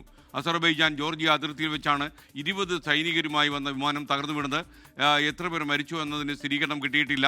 അസർബൈജാൻ ജോർജിയ അധികൃതരുടെ സഹായത്തോടെ ഇപ്പോൾ രക്ഷാപ്രവർത്തനം തുടരുകയാണ് എന്ന് ഏജൻസികൾ റിപ്പോർട്ട് ചെയ്യുന്നു. 1000 രൂപയുടെ സ്ത്രീ സുരക്ഷാ പെൻഷനുള്ള അർഹതാ മാനദണ്ഡങ്ങൾ പുറത്തിറക്കി സംസ്ഥാന സർക്കാർ. 35-നും 60-നും ഇടയിലുള്ള മറ്റ് പെൻഷൻ പദ്ധതികളിൽ ഭാഗമാകാത്തവർക്കാണ് ഇതിൽ അർഹത. മഞ്ഞ, പിങ്ക് റേഷൻ കാർഡ് ഉള്ളവർക്ക് അപേക്ഷിക്കാം. അനർഹർ പെൻഷൻ വാങ്ങിയാൽ പലിശ സഹിതം തിരികെ പിടിക്കാൻ നിർദ്ദേശം. ഉമേഷ് ബാലകൃഷ്ണൻ ചേരുന്നു തിരുവനന്തപുരത്ത്. ഉമേഷ്, ഗുഡ് ഈവനിങ്, പറയൂ. Good evening SKN. മുഖ്യമന്ത്രി പെൻഷൻ പദ്ധതികൾ പ്രഖ്യാപിച്ചപ്പോൾ തന്നെ അതിലെ ഏറ്റവും ആകർഷകമായ ഒന്നായിരുന്നു സ്ത്രീ സുരക്ഷാ പെൻഷൻ അഥവാ വീട്ടമ്മമാരെ ലക്ഷ്യമിട്ടുള്ള 35 വയസ്സിനും 60 വയസ്സിനും ഇടയിലുള്ളവർക്ക് മാസം 1000 രൂപ പെൻഷൻ ലഭിക്കുന്ന പദ്ധതി. ആ പ്രഖ്യാപിച്ചപ്പോൾ തന്നെ ഇതിൽ ആരെല്ലാം അർഹരാകും എന്നുള്ളൊരു ചോദ്യം ഉണ്ടായിരുന്നു. എന്തായാലും അതിന് ഒരു വ്യക്തത വന്നിരിക്കുന്നു. നിലവിലെ മാനദണ്ഡം വ്യക്തമാക്കിക്കൊണ്ട് ഇപ്പോൾ ഉത്തരവ് പുറപ്പെടുവിച്ചിരിക്കുന്നു. ഇതുപ്രകാരം എല്ലാ 35 വയസ്സിനും 60 വയസ്സിനും ഇടയിലുള്ളവർക്ക് ഈ പെൻഷൻ ലഭിക്കില്ല. പ്രധാനമായി 2 കാർഡ് ഉടമകൾക്കാണ്. അതായത് അന്ത്യോദയ അന്നയോജന വിഭാഗത്തിൽപ്പെടുന്ന മഞ്ഞ കാർഡ് ഉടമകൾക്കും ഒപ്പം മുൻഗണനാ വിഭാഗത്തിൽപ്പെടുന്ന പിങ്ക് കാർഡ് ഉടമകൾക്ക് മാത്രമായിരിക്കും ഈ പെൻഷനിൽ അപേക്ഷിക്കാനുള്ള അർഹതയുണ്ടാവുക. ഇത്തരത്തിൽ ഈ പെൻഷൻ അപേക്ഷിക്കാൻ അർഹത നേടിയ ഈ 2 കാർഡ് ഉടമകൾക്കും 35 വയസ്സ് കഴിയുന്ന സമയത്ത് തന്നെ ഈ പെൻഷന് വേണ്ടി അപേക്ഷിക്കാം. 60 വയസ്സ് കഴിയുമ്പോൾ തന്നെ ഈ പെൻഷൻ യോഗ്യതയിൽ നിന്ന് ഇവർ പുറത്താക്കുകയും ചെയ്യും. അതുകൂടാതെ മറ്റ് ചില അർഹതാ മാനദണ്ഡങ്ങൾ കൂടിയുണ്ട്. അതായത് ഒന്ന്, ഇവർക്ക് മറ്റ് പെൻഷൻ കിട്ടാൻ പാടില്ല. അതായത് പി എഫ് പെൻഷനാകട്ടെ, മറ്റ് വിധവാ പെൻഷനാകട്ടെ, വിവാഹ കഴിക്കാത്തവർക്ക് ലഭിക്കുന്ന പെൻഷനാകട്ടെ, അത്തരത്തിൽ മറ്റ് പെൻഷനുകളൊന്നും ഇവർ ലഭിക്കുന്നവരായിരിക്കരുത്. അങ്ങനെ ഉണ്ടെങ്കിൽ ഇവർ അനർഹരായിരിക്കും. അതുകൂടാതെ മറ്റ് സർക്കാർ ജോലിയോ കേന്ദ്ര സർക്കാർ ജോലിയോ ഇവർക്ക് ഉണ്ടാകാൻ പാടില്ല. അതുകൂടാതെ കേരളത്തിൽ താമസിക്കുന്നവരായിരിക്കും. കേരളത്തിൽ സ്ഥിര താമസമുള്ളവർക്ക് മാത്രമായിരിക്കും ഈ പെൻഷൻ ലഭിക്കുക. എപ്പോഴെങ്കിലും കേരളം വിട്ടു പോകേണ്ട സാഹചര്യം ഉണ്ടായിക്കഴിഞ്ഞാൽ ഈ പെൻഷനുള്ള അർഹത അത് ഇല്ലാതാവുകയും ചെയ്യും. അതുകൂടാതെ മറ്റ് ഏതെങ്കിലും കാർഡിൽ ഈ 2 കാർഡുകൾ, മഞ്ഞ പിങ്ക് കാർഡ് ഉടമകൾ, അവർക്ക് അവരുടെ സാമ്പത്തികം വർദ്ധിപ്പിച്ച് അവർ ഈ കാർഡിന് മുകളിലേക്ക് കാർഡ് പരിധിക്ക് മുകളിലേക്ക് എത്തുകയാണെങ്കിൽ അപ്പോഴും ഈ പെൻഷന് അനർഹരായി മാറുകയും ചെയ്യും. എന്തായാലും ഈ മാനദണ്ഡ പ്രകാരം ഈ അപേക്ഷിക്കേണ്ടവർ തദ്ദേശ സ്ഥാപനങ്ങളിലാണ് അപേക്ഷ സമർപ്പിക്കേണ്ടത്. തദ്ദേശ സ്ഥാപന വകുപ്പ് സെക്രട്ടറി അപേക്ഷകൾ പ്രാഥമിക പരിശോധന നടത്തി അർഹരായവരെ കണ്ടെത്തി തദ്ദേശ വകുപ്പിന് കൈമാറും. പെൻഷൻ കമ്പനി അർഹരായവരുടെ അന്തിമ പട്ടിക പ്രസിദ്ധീകരിക്കും. ആ അന്തിമ പട്ടിക പ്രസിദ്ധീകരിക്കുന്നതനുസരിച്ച് തുടർന്നുള്ള മാസങ്ങൾ മുഖേന എല്ലാവരുടെയും ബാങ്ക് അക്കൗണ്ടിൽ ഈ പെൻഷൻ തുക ലഭിച്ചു തുടങ്ങും എന്നുള്ളതാണ് മാനദണ്ഡത്തിൽ കൃത്യമായി പറയുന്നത്. അതോടൊപ്പം ഈ അനർഹരായവർ ഈ പെൻഷൻ കൈപ്പറ്റിയാൽ അവർക്കെതിരെ നടപടി ഉണ്ടാകുമെന്നുള്ളൊരു കാര്യം കൂടിയുണ്ട്. ആരെങ്കിലും അനർഹരായവർ ഈ പെൻഷൻ കൈപ്പറ്റുകയാണെങ്കിൽ അവരിൽ നിന്ന് തിരിച്ചു പിടിക്കാനുള്ള നടപടികൾ ആരംഭിക്കും. അതും 18% പലിശ സഹിതമായിരിക്കും ഇത്തരത്തിൽ അനർഹർ ഈ പെൻഷൻ കൈപ്പറ്റി കഴിഞ്ഞാൽ അവരിൽ നിന്ന് തിരിച്ചു പിടിക്കുക. എന്തായാലും ഗുണഭോക്തർ ഈ ജനന സർട്ടിഫിക്കറ്റിനൊപ്പം ഒരു സത്യവാങ്മൂലം കൂടി നൽകണം. താൻ ഈ പെൻഷന് അർഹരായവരാണ്, ഈ മാനദണ്ഡങ്ങൾ പാലിക്കുന്നു എന്നുള്ളൊരു സത്യവാങ്മൂലം കൂടി ആ അപേക്ഷയ്ക്കൊപ്പം നൽകണം. ഒപ്പം എല്ലാ വർഷവും ആധാർ ഉപയോഗിച്ചുള്ള ബയോമെട്രിക് വെരിഫിക്കേഷൻ കൂടി ഇതുമായി ബന്ധപ്പെട്ട് ചെയ്യേണ്ടി വരും. അല്ല എങ്കിൽ ഈ ഓരോ വർഷം കഴിയുന്തോറും പുതുക്കിയില്ല എങ്കിൽ അടുത്ത വർഷം ഈ പെൻഷൻ, ഇപ്പോൾ ഒരു വർഷം പെൻഷൻ അർഹരായവർ അടുത്ത വർഷം പെൻഷൻ ലഭിക്കണമെങ്കിൽ കൃത്യമായി പുതുക്കണം. ഇല്ല എങ്കിൽ അതിന് അർഹത നഷ്ടപ്പെടുകയും ചെയ്യും. ഇപ്പോൾ വരുന്നൊരു വാർത്ത, ചെങ്കോട്ടിലുണ്ടായ സ്ഫോടനം ചാവേർ ആക്രമണമല്ല എന്ന നിഗമനത്തിലേക്ക് എത്തുകയാണ്. വാഹനം ഓടിച്ചയാൾ പരിഭ്രാന്തിയിൽ സ്ഫോടനം ഉണ്ടാക്കിയെന്നാണ് വിവരം. ബോംബ് പൂർണ്ണമായും വികസിപ്പിച്ചിട്ടില്ലാത്തതിന് കൊണ്ട് ആഘാതം പരിമിതപ്പെട്ടു. ഡൽഹിയിലും ഹരിയാനയിലും പുൽവാമയിലും നടത്തിയ പരിശോധനയിൽ സ്ഫോടക വസ്തുക്കൾ കണ്ടെത്തിയതാണ് ആക്രമണം നടത്താൻ പ്രേരണയായത്. ഉന്നത ഉദ്യോഗസ്ഥരെ ഉദ്ധരിച്ച് വാർത്താ ഏജൻസിയാണ് ഈ വിവരങ്ങൾ ഇപ്പോൾ പുറത്തുവിട്ടിരിക്കുന്നത്. അജീഷ് ജയകുമാർ ഡൽഹിയിൽ നിന്ന് ചേരുകയാണ്. അജീഷ്, ഇതുവരെയുള്ള അന്വേഷണ ഏജൻസികളുടെ നിഗമനം ഇതൊരു തീവ്രവാദ ചാവേർ ആക്രമണം തന്നെയാണ്, ആസൂത്രിത പദ്ധതിയുടെ ഭാഗമായിട്ടാണ് സ്ഫോടനം നടന്നത് എന്നൊക്കെയായിരുന്നു. എന്നാൽ അതല്ല വിവരം എന്നാണോ ഇപ്പോൾ ലഭിക്കുന്ന വാർത്ത? അങ്ങനെയാണ് ഇപ്പോൾ വാർത്താ ഏജൻസി ഈ ഉന്നത ഉദ്യോഗസ്ഥരെ കോട്ട് ചെയ്തുകൊണ്ട് ആ വിവരങ്ങൾ പുറത്തുവിട്ടിട്ടുള്ളത്. അതായത് ഇത് ഈ ചാവേറായിട്ട് പൊട്ടിത്തെറിക്കണം എന്നുള്ളൊരു ഉദ്ദേശത്തോടെ അല്ല ഈ ചാന്ദിനി ചൌക്ക്, ഈ ലാൽഖില മേഖലയിലേക്ക് ഈ വാഹനവുമായി എത്തിയത് എന്നാണ് ഉദ്യോഗസ്ഥരെ കോട്ട് ചെയ്തുകൊണ്ട് വാർത്താ ഏജൻസി പുറത്തുവിട്ട വിവരം. അത് ആ പാനിക്കിൽ, അതായത് പെട്ടെന്ന് ഭയത്തിൽ സംഭവിച്ച അതാണ് ഈ സ്ഫോടനം എന്നുള്ളതാണ് ഉദ്യോഗസ്ഥർ പറയുന്നത്. കാരണം ഈ IED അത് പൂർണ്ണമായിരുന്നില്ല, അതിന്റെ പൂർണ്ണമായിട്ടും വലിയ ആഘാതം ഉണ്ടാക്കുന്ന രീതിയിലായിരുന്നില്ല അത് നിർമ്മിച്ചിട്ടുണ്ടായിരുന്നത്, ഈ ബോംബ് നിർമ്മിച്ചിട്ടുണ്ടായിരുന്നത്. അതുകൊണ്ടാണ് ആഘാതം വലിയ രീതിയിൽ കുറഞ്ഞത്. ഈ സ്ഫോടനം നടന്ന ഈ കാർ പൊട്ടിത്തെറിച്ച സ്ഥലത്ത് വലിയ കുഴിയൊന്നും രൂപപ്പെട്ടിട്ടില്ല. അതുകൊണ്ടാണ് അങ്ങനെ ഒരു നിഗമനത്തിലേക്ക് അന്വേഷണ ഉദ്യോഗസ്ഥർ എത്തിയത്. മാത്രമല്ല ഈ പുൽവാമയിലും ഒപ്പം തന്നെ ഈ ഫരീദാബാദിലടക്കം ഈ RDX അടക്കമുള്ള സാധനങ്ങൾ അത് പിടികൂടിയ പിന്നാലെ ഇത് കൊണ്ട് നശിപ്പിക്കാനോ അല്ലെങ്കിൽ മറ്റെവിടെയെങ്കിലും ഉപേക്ഷിക്കാനോ ശ്രമിക്കുന്നതിനിടയിൽ സംഭവിച്ച ഒരു സ്ഫോടനമാണ് എന്നുള്ളൊരു നിഗമനത്തിലേക്കാണ് ഇപ്പോൾ അന്വേഷണ ഉദ്യോഗസ്ഥർ എത്തിയിരിക്കുന്നത് എന്നാണ് മനസ്സിലാക്കാൻ സാധിക്കുന്നത്. അതുകൊണ്ട് ഇത് സാധാരണ ഒരു സൂയിസൈഡ് ബ്ലാസ്റ്റ് അല്ലെങ്കിൽ ഒരു ചാവേർ ആക്രമണം രീതിയല്ല ഇവിടെ പിന്തുടർന്നിരിക്കുന്നത്. അതുകൊണ്ടാണ് പോലീസ് ഉദ്യോഗസ്ഥർ അല്ലെങ്കിൽ അന്വേഷണ ഉദ്യോഗസ്ഥർ ഇങ്ങനെ ഒരു നിഗമനത്തിലേക്ക് നിലവിൽ എത്തിയിരിക്കുന്നത്. ഈ വാഹനം ഈ പൊട്ടുന്ന സമയത്തും ചെറിയ രീതിയിൽ നീങ്ങുന്നുണ്ടായിരുന്നു. അതുകൊണ്ടാണ് ഈ ആക്സിഡന്റ് ഡിറ്റോണേഷൻ തിയറി, അതായത് ഈ സാധാരണ ഈ ചാവേർ ആക്രമണം നടക്കുന്നത് ഏതെങ്കിലും ഒരു സ്പോട്ടിൽ ആൾക്കൂട്ടം ഉള്ള സ്ഥലത്തോ അല്ലെങ്കിൽ ആളൊഴിഞ്ഞ പ്രദേശത്തോ ആളുകളെ ഒത്തുകൂടാൻ സാധ്യതയുള്ള സ്ഥലത്തോ കാർ കൊണ്ടിട്ടതിന് ശേഷം പിന്നീട് അത് ഓപ്പറേറ്റ് ചെയ്ത് അത് പൊട്ടിക്കുക എന്നുള്ളൊരു തിയറിയാണ് സാധാരണ ചാവേർ ആക്രമണത്തിൽ ഇവർ ഭീകരർ സ്വീകരിക്കുക. പക്ഷെ ഇവിടെ അങ്ങനെയല്ല നടന്നിട്ടുള്ളത്. ഇയാൾ പേനിക്കിൽ ഈ കൂടെയുള്ള കൂട്ടാളികളെല്ലാം പിടികൂടിയ അതിന്റെ ഭയത്തിൽ ഇത് കൈവശമുള്ള സാധനങ്ങൾ മറ്റെവിടെയെങ്കിലും കൊണ്ടുപേക്ഷിക്കുകയോ അല്ലെങ്കിൽ ഏതെങ്കിലും ആൾക്കൂട്ടമുള്ള ഒരു സ്ഥലത്ത് ഉപേക്ഷിക്കുകയോ ചെയ്യാനുള്ള ഒരു ലക്ഷ്യമായിരുന്നിരിക്കാം ഈ ഉമറിന് ഉണ്ടായിരുന്നത് എന്നുള്ളതാണ് അന്വേഷണ ഉദ്യോഗസ്ഥർ ഇപ്പോൾ എത്തിയിരിക്കുന്നത്. എന്തായാലും ഈ നിലവിൽ അവിടെ നിന്ന് ശേഖരിച്ചിരിക്കുന്ന തെളിവുകൾ, ആ ശേഖരിച്ചിരിക്കുന്ന തെളിവുകളുടെ ശാസ്ത്രീയ പരിശോധനാ ഫലം കിട്ടേണ്ടതുണ്ട്. അത് കിട്ടിയതിനു ശേഷമായിരിക്കും ഇക്കാര്യത്തിൽ ഒരു അന്തിമ വ്യക്തത നമുക്ക് കിട്ടുകയുള്ളൂ. ഓക്കെ, ഈ വാർത്താ ഏജൻസി പ്രത്യേകിച്ചും ANI ആണല്ലോ ഈ ഉന്നത ഉദ്യോഗസ്ഥന്മാരെ ഉദ്ധരിച്ചുകൊണ്ട് ഇപ്പോൾ ഈ വാർത്ത പുറത്തു കൊണ്ടുവന്നത്. ഏതെങ്കിലും അന്വേഷണ ഏജൻസി ഈ വാർത്ത സ്ഥിരീകരിക്കുന്നുണ്ടോ? അജീഷ് കേൾക്കാമോ? അജീഷ്, ഇപ്പോൾ ANI ആണല്ലോ ഈ വാർത്ത പുറത്തു കൊണ്ടുവന്നിരിക്കുന്നത്. ഉന്നതമായ ഉദ്യോഗസ്ഥന്മാരെ ഉദ്ധരിച്ചുകൊണ്ടാണ് അവർ ഈ വാർത്ത പ്രസിദ്ധപ്പെടുത്തിയിരിക്കുന്നത്. എന്നാൽ ഏതെങ്കിലും ഉന്നത ഉദ്യോഗസ്ഥന്മാരോ അന്വേഷണ ഏജൻസികളോ ഇത് പുറത്തു പറയുന്നുണ്ടോ ഇങ്ങനെ? ഇപ്പോൾ വരുന്ന ഏറ്റവും പ്രധാനപ്പെട്ട വിവരം, ഡൽഹി സ്ഫോടനത്തിൻ്റെ കാരണം ചാവേർ ആക്രമണമല്ല. ഈ കാർ ഓടിച്ചിരുന്ന ഡോക്ടർ ഒരിക്കലും അങ്ങനെ ഒരു ആസൂത്രിതമായ സ്ഫോടനം നടത്താൻ യത്നിച്ചു വന്നല്ല, പരിഭ്രാന്തിയിൽ സ്ഫോടനം നടത്തിയെന്നാണ് നമുക്ക് ലഭിക്കുന്ന വിവരം. മാത്രമല്ല, ഈ പൊട്ടിക്കാൻ ഉപയോഗിച്ച ബോംബ് പൂർണ്ണമായും വികസിപ്പിച്ചിട്ടില്ലായിരുന്നു എന്നും പറയുന്നു. അതുകൊണ്ടാണ് ആഘാതം അങ്ങനെ പരിമിതപ്പെട്ടതെന്നും പറയുന്നു. ഡൽഹിയിലും ഹരിയാനയിലും പുൽവാമയിലുമൊക്കെ നടത്തിയ പരിശോധനയിൽ സ്ഫോടക വസ്തുക്കൾ കണ്ടെത്തിയത് ഇദ്ദേഹത്തെ വണ്ടി ഓടിച്ച ഡോക്ടറെ സമ്മർദ്ദത്തിലാക്കി, അങ്ങനെ ആക്രമണം നടത്താൻ പ്രേരണയായി എന്നാണ് വിവരങ്ങൾ വരുന്നത്. ഉന്നത ഉദ്യോഗസ്ഥന്മാരെ ഉദ്ധരിച്ച് ANI ആണ് ഈ വാർത്ത ഇപ്പോൾ പുറത്തുവിട്ടിരിക്കുന്നത്. അജീഷ് ജയകുമാർ ചേരുകയാണ്. അജീഷ്, ശരിക്കും ഈ ANI എന്ന വാർത്താ ഏജൻസി ഈ വാർത്ത പുറത്തുവിടുമ്പോൾ ഉന്നത ഉദ്യോഗസ്ഥന്മാരെ ഉദ്ധരിച്ചുകൊണ്ടാണ് ഈ വാർത്താ ഏജൻസി ഇത് റിപ്പോർട്ട് ചെയ്തിരിക്കുന്നത്. എന്നാൽ ഏതെങ്കിലും അന്വേഷണ സംഘം അല്ലെങ്കിൽ അന്വേഷണ ഏജൻസി ഇക്കാര്യം സമ്മതിക്കുന്നുണ്ടോ? നിലവിൽ ഈ മറ്റു മാധ്യമങ്ങളോടൊന്നും അന്വേഷണ ഉദ്യോഗസ്ഥർ ഈ അന്വേഷണവുമായി ബന്ധപ്പെട്ട കാര്യങ്ങളൊന്നും വിവരങ്ങളൊന്നും പുറത്തുവിട്ടിരുന്നില്ല. അതുകൊണ്ടാണ് ANI ആണ് ഇപ്പോൾ അല്പസമയം മുമ്പ് ഇതുമായി ബന്ധപ്പെട്ട് ഉന്നത ഉദ്യോഗസ്ഥരുമായി സംസാരിച്ച് അവർ നൽകിയ വിവരങ്ങൾ ഇപ്പോൾ പുറത്തുവിട്ടിരിക്കുന്നത്.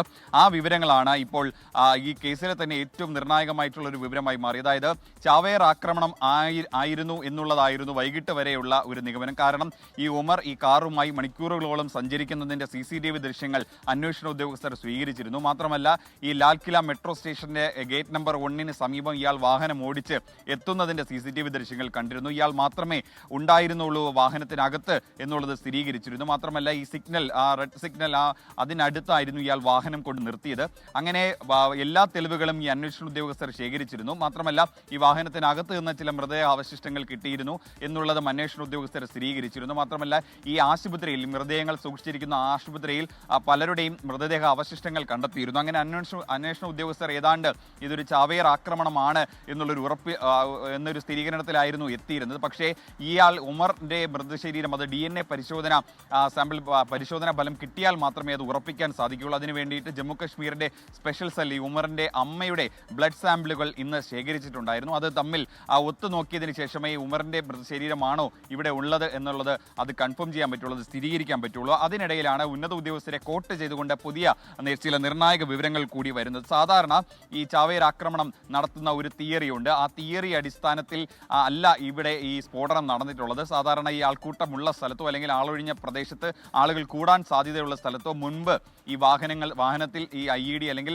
അത്തരത്തിലുള്ള സ്ഫോടക വസ്തുക്കൾ നിറച്ച് അത് ആളുകൾ ഒത്തുകൂടുന്ന സമയത്ത് പൊട്ടിത്തെറിക്കുന്നതാണ് രീതി, അല്ലെങ്കിൽ അങ്ങോട്ടേക്ക് ഇടിച്ചു കയറ്റുന്നതാണ് രീതി. പക്ഷേ ഇവിടെ അങ്ങനെയല്ല ഉണ്ടായിട്ടുള്ളത്. ഈ വാഹനം പൊട്ടുന്നതിന് തൊട്ട് മുൻപത്തെ സെക്കൻഡ് വരെ നീങ്ങുന്നുണ്ടായിരുന്നു. സ്വാഭാവികമായിട്ടും ഈ അന്വേഷണ ഉദ്യോഗസ്ഥർ കരുതുന്നത് ഇത് ഈ ഫരീദാബാദിലും ഒപ്പം തന്നെ ജമ്മു കശ്മീരിലെ പല സ്ഥലങ്ങളിലും റെയ്ഡിനിടയിൽ പിടികൂടിയ ഈ RDX പിടികൂടിയതിന്റെ പശ്ചാത്തലത്തിൽ ആദിൽ മുഹമ്മദ് ഒപ്പം തന്നെ മുസമില്ല അങ്ങനെ തുടങ്ങിയവരെ കസ്റ്റഡിയിലെടുത്തതിന്റെ പശ്ചാത്തലത്തിൽ തന്നിലേക്കും അന്വേഷണം എത്തുമെന്ന് ഭയന്ന ഈ ഡോക്ടർ ഉമർ ഇത് എവിടെയെങ്കിലും മാറ്റാനുള്ള ഒരു നീക്കത്തിനിടയിലോ അല്ലെങ്കിൽ ഏതെങ്കിലും ഒരു സുരക്ഷിതമായിട്ടുള്ള സ്ഥലത്തേക്ക് മാറ്റാനുള്ള ഒരു ശ്രമത്തിനിടയിലോ അല്ലെങ്കിൽ ഏതെങ്കിലും ആളൊഴിഞ്ഞ ഒരു സ്ഥലത്ത് ഉപേക്ഷിച്ചിട്ട് കടന്നു കളയാനുള്ള ഒരു ശ്രമത്തിന്റെ ഭാഗമായിട്ടാണ് ഈ വാഹനം അങ്ങോട്ടേക്ക് കൊണ്ടുപോയത് എന്നുള്ളൊരു നിഗമനത്തിലാണ് നിലവിൽ എത്തിയിരിക്കുന്നത്. ഇതിന്റെ ഒരു തിയറി അടിസ്ഥാനത്തിലാണ് ഈ അന്വേഷണ ഉദ്യോഗസ്ഥർ ഇങ്ങനെ ഒരു നിഗമനത്തിൽ എത്തിയിട്ടുള്ളത്. മാത്രമല്ല, ഈ സ്ഫോടനം നടന്ന സ്ഥലത്ത്, ഈ കാർ പൊട്ടിത്തെറിച്ച സ്ഥലത്ത് വലിയ കുഴികളൊന്നും രൂപപ്പെട്ടിട്ടില്ല. അതിന്റെ അർത്ഥം ഇത് പൂർണ്ണമായിട്ടും ഈ ബോംബ് ഉണ്ടാക്കിയിട്ടില്ല, അല്ലെങ്കിൽ ബോംബിന്റെ ഏറ്റവും വീര്യം കൂടിയ രീതിയിലല്ല അത് നിർമ്മിച്ചിരിക്കുന്നത്. അത് അതുകൊണ്ടാണ് ആഘാതം കുറഞ്ഞത് എന്നുള്ളൊരു നിഗമനത്തിലും അന്വേഷണ ഉദ്യോഗസ്ഥർ എത്തിയിട്ടുണ്ട്. അങ്ങനെയാണ് ഇത് ഒരു ചാവേർ ആക്രമണം മനഃപൂർവ്വം അല്ലെങ്കിൽ ചാവേർ ആക്രമണം നടത്തണമെന്നുള്ളൊരു ഉദ്ദേശത്തോടെ അല്ല ഈ ഒരു നീക്കം നടത്തിയിരുന്നത്. അതൊരു പാനിക് അറ്റാക്കാണ്, അല്ലെങ്കിൽ ഈ പെട്ടെന്നുള്ളൊരു ഭയത്തിൻ്റെ പുറത്ത് ഇത് എവിടെയെങ്കിലും നീക്കണമെന്നുള്ള ഒരു ആ ഭയത്തിൻ്റെ പുറത്ത് സംഭവിച്ച പോയ സ്ഫോടനമാണ് എന്നുള്ളൊരു നിഗമനത്തിലേക്ക് എത്തിയിരിക്കുന്നു. എന്തായാലും DNA പരിശോധനകളടക്കം കിട്ടേണ്ടതുണ്ട്. ശാസ്ത്രീയമായിട്ടുള്ള ഫലം നാഷണൽ ഫോറൻസിക് സയൻസ് ലബോറട്ടറിയുടെ പരിശോധനാ ഫലങ്ങൾ കിട്ടേണ്ടതുണ്ട്. അമോണിയം നൈട്രേറ്റിന്റെ സാന്നിധ്യം അവിടെ നിന്ന് നേരത്തെ തന്നെ അന്വേഷണ ഉദ്യോഗസ്ഥർക്ക് കണ്ടെത്തിയിരുന്നു. പക്ഷേ ഈ ഫരീദാബാദിൽ നിന്നും ജമ്മു കശ്മീരിലെ പുൽവാമയിൽ നിന്നൊക്കെ കണ്ടെത്തിയ RDXന്റെ സാമ്പിളുകൾ അതിൽ നിന്നുള്ള സാമ്പിളുകൾ തന്നെയാണോ ഇവർ ഇവിടെ ഉപയോഗിച്ചിരിക്കുന്നത് എന്നുള്ളത് പരിശോധനയിൽ കണ്ടെത്തേണ്ടതാണ്. അത് NFSL ഫലം ഇനി നാളെയോടെ ചിലപ്പോൾ കിട്ടിയേക്കും. ആ കിട്ടിയതിൽ നിന്ന് അത് ഒത്തുചേർത്തായിരിക്കും അങ്ങനെ ഒരു അതിലെ ഈ ഡോട്ടുകൾ അന്വേഷണ ഉദ്യോഗസ്ഥർ കണക്ട് ചെയ്യുള്ളൂ. എന്തായാലും NIA എല്ലാ വശങ്ങളും വിശദമായിട്ട് തന്നെ പോസിബിളായിട്ടുള്ള എല്ലാ വശങ്ങളും വിശദമായിട്ട് തന്നെ അന്വേഷിക്കുന്നുണ്ട്. അങ്ങനെയാണ് ഇങ്ങനെ ഒരു തിയറിയിലേക്ക് എത്തിയത്. ഇത് സാധാരണ നടത്തുന്ന പോലെയുള്ള ഒരു ചാവേർ ആക്രമണമല്ല, അല്ലാതെ ഒരു പാനിക് സിറ്റുവേഷനിൽ നടത്തിയ അല്ലെങ്കിൽ ഒരു പെട്ടെന്നുണ്ടായ ഭയം മൂലമുണ്ടായ ഒരു സാഹചര്യത്തിൽ സംഭവിച്ചു പോയ സ്ഫോടനം എന്നുള്ളൊരു നിഗമനത്തിലേക്ക് എത്തിയത്. ഓക്കെ, അജയ് ജയകുമാറാണ് വിവരങ്ങൾ നൽകിക്കൊണ്ടിരിക്കുന്നത്. നിർമ്മാണം പൂർത്തിയാകാത്ത ബോംബാണ് ഡൽഹിയിൽ പൊട്ടിയത് എന്നാണ് ഇപ്പോൾ ലഭിക്കുന്ന വിവരം. ഉന്നതമായ അന്വേഷണ ഏജൻസി ഉദ്യോഗസ്ഥന്മാരെ കോട്ട് ചെയ്തുകൊണ്ട് ANA എന്ന വാർത്താ ഏജൻസിയാണ് ഈ വാർത്ത ഇപ്പോൾ പുറത്തുവിട്ടിരിക്കുന്നത്. മാത്രമല്ല അതൊരു സൂയിസൈഡ് അറ്റാക്കായിട്ട് ചാവേർ ആക്രമണമായി കാണാൻ കഴിയുന്നില്ല. ഈ വണ്ടി ഓടിച്ചിരുന്ന ഡോക്ടർ ഉമർ മുഹമ്മദ് പരിഭ്രാന്തിയിൽ സമ്മർദ്ദത്തിന് വിധേയനായി ബോംബ് പൊട്ടിക്കുകയായിരുന്നു എന്നാണ് നമുക്ക് മനസ്സിലാക്കാൻ കഴിയുന്നത്. ബോംബ് നിർമ്മാണം പൂർത്തിയാകാത്ത ബോംബായിരുന്നു. അതുകൊണ്ട് തന്നെയാണ് ഇതിൻ്റെ അത്യാഹിതം പരിമിതപ്പെട്ടത് എന്നുകൂടി പറയുന്നു. അതുപോലെ ബൽറാം നെടുങ്ങാടി കൂടി നമുക്കൊപ്പം ചേരുന്നു. ബൽറാം, വളരെ പ്രധാനപ്പെട്ട ഒരു വിവരമാണ് ഇപ്പോൾ ANA പുറത്തുവിട്ടിരിക്കുന്നത്. ഈ ചാവേർ ആക്രമണമല്ല അവിടെ നടന്നത്. ഇതുവരെയും അന്വേഷണ ഏജൻസികളെയൊക്കെ ഉദ്ധരിച്ചുകൊണ്ട് നമ്മളുൾപ്പെടെയുള്ള വാർത്താ ചാനലുകൾ ഇതൊരു ചാവേർ ആക്രമണമാകാനുള്ള സാധ്യത വളരെ കൂടുതലാണ് എന്ന് പറഞ്ഞിരുന്നു. എന്നാൽ ഇപ്പോൾ അന്വേഷണ ഏജൻസികൾ തന്നെ അതങ്ങനെയല്ല എന്ന് പറയുന്നു. വാഹനം ഓടിച്ച ആൾക്ക് പരിഭ്രാന്തി വന്ന് സമ്മർദ്ദത്തിന് വിധേയനായി ബോംബ് പൊട്ടിച്ചതാണ്, അതൊരു സൂയിസൈഡ് അറ്റാക്ക് അല്ലായിരുന്നു എന്ന രീതിയിലുള്ള വാർത്ത വരുന്നു. മാത്രമല്ല പൂർണ്ണമായും ഈ ബോംബ് വികസിപ്പിച്ച് നിർമ്മാണം പൂർത്തിയാക്കിയിരുന്നില്ല, അതുകൊണ്ടാണ് ഇതിൻ്റെ ആഘാതം പരിമിതപ്പെട്ടത് എന്നുകൂടി പറയുന്നു. കൂടുതൽ വിവരങ്ങൾ FKN, ഈ ആക്രമണം നടന്ന പ്രദേശത്ത് പ്രാഥമിക പരിശോധന നടത്തിയ ഘട്ടത്തിൽ തന്നെ വിവിധ ഏജൻസികൾ ഈ ബോംബ് അല്ലെങ്കിൽ ഈ സ്ഫോടക വസ്തു നിർമ്മിക്കുന്ന ഘട്ടത്തിൽ സാധാരണ നിലയിൽ ചാവേർ ബോംബ് ആക്രമണങ്ങൾ നടത്തുന്ന ഘട്ടത്തിൽ ഭീകരവാദികൾ ഉപയോഗിക്കാറുള്ള തരത്തിൽ ഈ ആഘാതം വർദ്ധിപ്പിക്കാനായി പെല്ലറ്റുകളും ഒപ്പം തന്നെ മറ്റ് ലോഹ കഷ്ണങ്ങളും മറ്റും ഈ ബോംബുകളിൽ ഉൾപ്പെടുത്താറുണ്ട്. ഇത് പൊട്ടിത്തെറിക്കുമ്പോൾ സമീപ പ്രദേശത്ത് വലിയ ആഘാതം ആൾനാശവും ഉണ്ടാക്കാൻ ലക്ഷ്യം വെച്ചാണ് ഇത്തരം പെല്ലറ്റുകളും ലോഹകഷ്ണങ്ങളും ഉപയോഗിക്കാറുള്ളത്. എന്നാൽ ഈ ഒരു ബോംബിൽ അത്തരത്തിൽ അല്ലെങ്കിൽ ഈ ഒരു സ്ഫോടനത്തിൽ അത്തരത്തിലുള്ള ലോഹവസ്തുക്കളുടെ സാന്നിധ്യം ഇല്ല എന്ന് കണ്ടെത്തിയിരുന്നു. കൂടാതെ ഈ ആക്രമണത്തിൽ പരിക്കേറ്റ ആളുകൾ, മരണപ്പെട്ട ആളുകൾ എന്നിവർക്കെല്ലാം തന്നെ പരിക്കുകൾ ഈ അഗ്നിബാധയെ തുടർന്ന് പൊള്ളലേറ്റുണ്ടായ പരിക്കുകളായിരുന്നു ഭൂരിഭാഗവും ഉണ്ടായിരുന്നത്. അത്തരം റിപ്പോർട്ടുകൾ നേരത്തെ തന്നെ പുറത്തു വന്നിരുന്നു. എന്തായാലും അത് സ്ഥിരീകരിക്കുന്ന തരത്തിലുള്ള വിവരമാണ് ഏറ്റവും ഒടുവിൽ ഈ അന്വേഷണ ഏജൻസികളെ ഉദ്ധരിച്ചുകൊണ്ട് വാർത്താ ഏജൻസി പുറത്തുവിട്ടിരിക്കുന്നത്. ഈ സ്ഫോടക വസ്തുക്കൾ പൊട്ടിത്തെറിക്കാൻ ആവശ്യമായ വസ്തുക്കൾ ഈ കാറിൽ ഉണ്ടായിരുന്നു. അത് ഈ അമോണിയം നൈട്രേറ്റ് എന്ന ഉഗ്ര സ്ഫോടന ശേഷിയുള്ള രാസവസ്തു, ഇതോടൊപ്പം തന്നെ ഡിറ്റനേറ്ററുകൾ, ഈ സ്ഫോടനം നടത്താൻ ആവശ്യമായ വസ്തുക്കൾ, ഇതോടൊപ്പം ഇന്ധനവും കൂടി ചേർന്നാണ് ഈ സ്ഫോടനം ഉണ്ടായത് എന്നുള്ള വിവരം ഇന്ന് രാവിലെ തന്നെ ഈ ഏജൻസികൾ നടത്തിയ പരിശോധനയുടെ ഫലമായി പുറത്തു വന്നിരുന്നു. ഇതെല്ലാം ചേർത്തുള്ള ഒരു അവലോകനത്തിലാണ് ഇത് മനഃപൂർവ്വം അല്ലെങ്കിൽ ഒരു ചാവേർ ആക്രമണം ലക്ഷ്യം വെച്ച് നടത്തിയ ഒരു സ്ഫോടനമല്ല, മറിച്ച് ഇയാൾ ഈ ബോംബ് പൂർണ്ണമായും നിർമ്മിക്കാത്ത ബോംബ് അല്ലെങ്കിൽ ഉഗ്ര സ്ഫോടന ശേഷിയുള്ള രാസവസ്തുക്കളുമായി യാത്ര ചെയ്യുന്നതിനിടെ ഇയാളുടെ പരിഭ്രാന്തിയിൽ ഇത് പൊട്ടിത്തെറിക്കുകയായിരുന്നു. അത്തരത്തിലാണ് ഈ സ്ഫോടനം ഉണ്ടായിരിക്കുന്നത് എന്ന ഒരു പ്രാഥമിക നിഗമനത്തിലേക്കാണ് ഈ ലഭ്യമായ വിവരങ്ങൾ അവലോകനം ചെയ്ത ഏജൻസികൾ എത്തിച്ചേർന്നിരിക്കുന്നത്. ഇത് വിശദമായി തന്നെ അവലോകനം തുടർന്നുള്ള മണിക്കൂറുകളിൽ ഉണ്ടാകും. ഇത് ശരിവെക്കുന്നതിന് അത്രത്തോളം സങ്കീർണമായ ഒരു സാഹചര്യം കൂടിയാണ് ഇത് എന്നുള്ളതും ഈ ഒരു സ്ഫോടനത്തിന്റെ ഗൗരവം വർദ്ധിപ്പിക്കുന്നുണ്ട്. അതുകൊണ്ട് തന്നെയാണ് മണിക്കൂറുകളോളം നീണ്ട പരിശോധനകൾ ഈ സ്ഥലത്ത് നടത്തിയിരുന്നു. ഇന്ന് അവിടെ നിന്നും ലഭ്യമായ മുഴുവൻ അവശിഷ്ടങ്ങളും ഏജൻസികൾ ശേഖരിച്ചിട്ടുണ്ട്.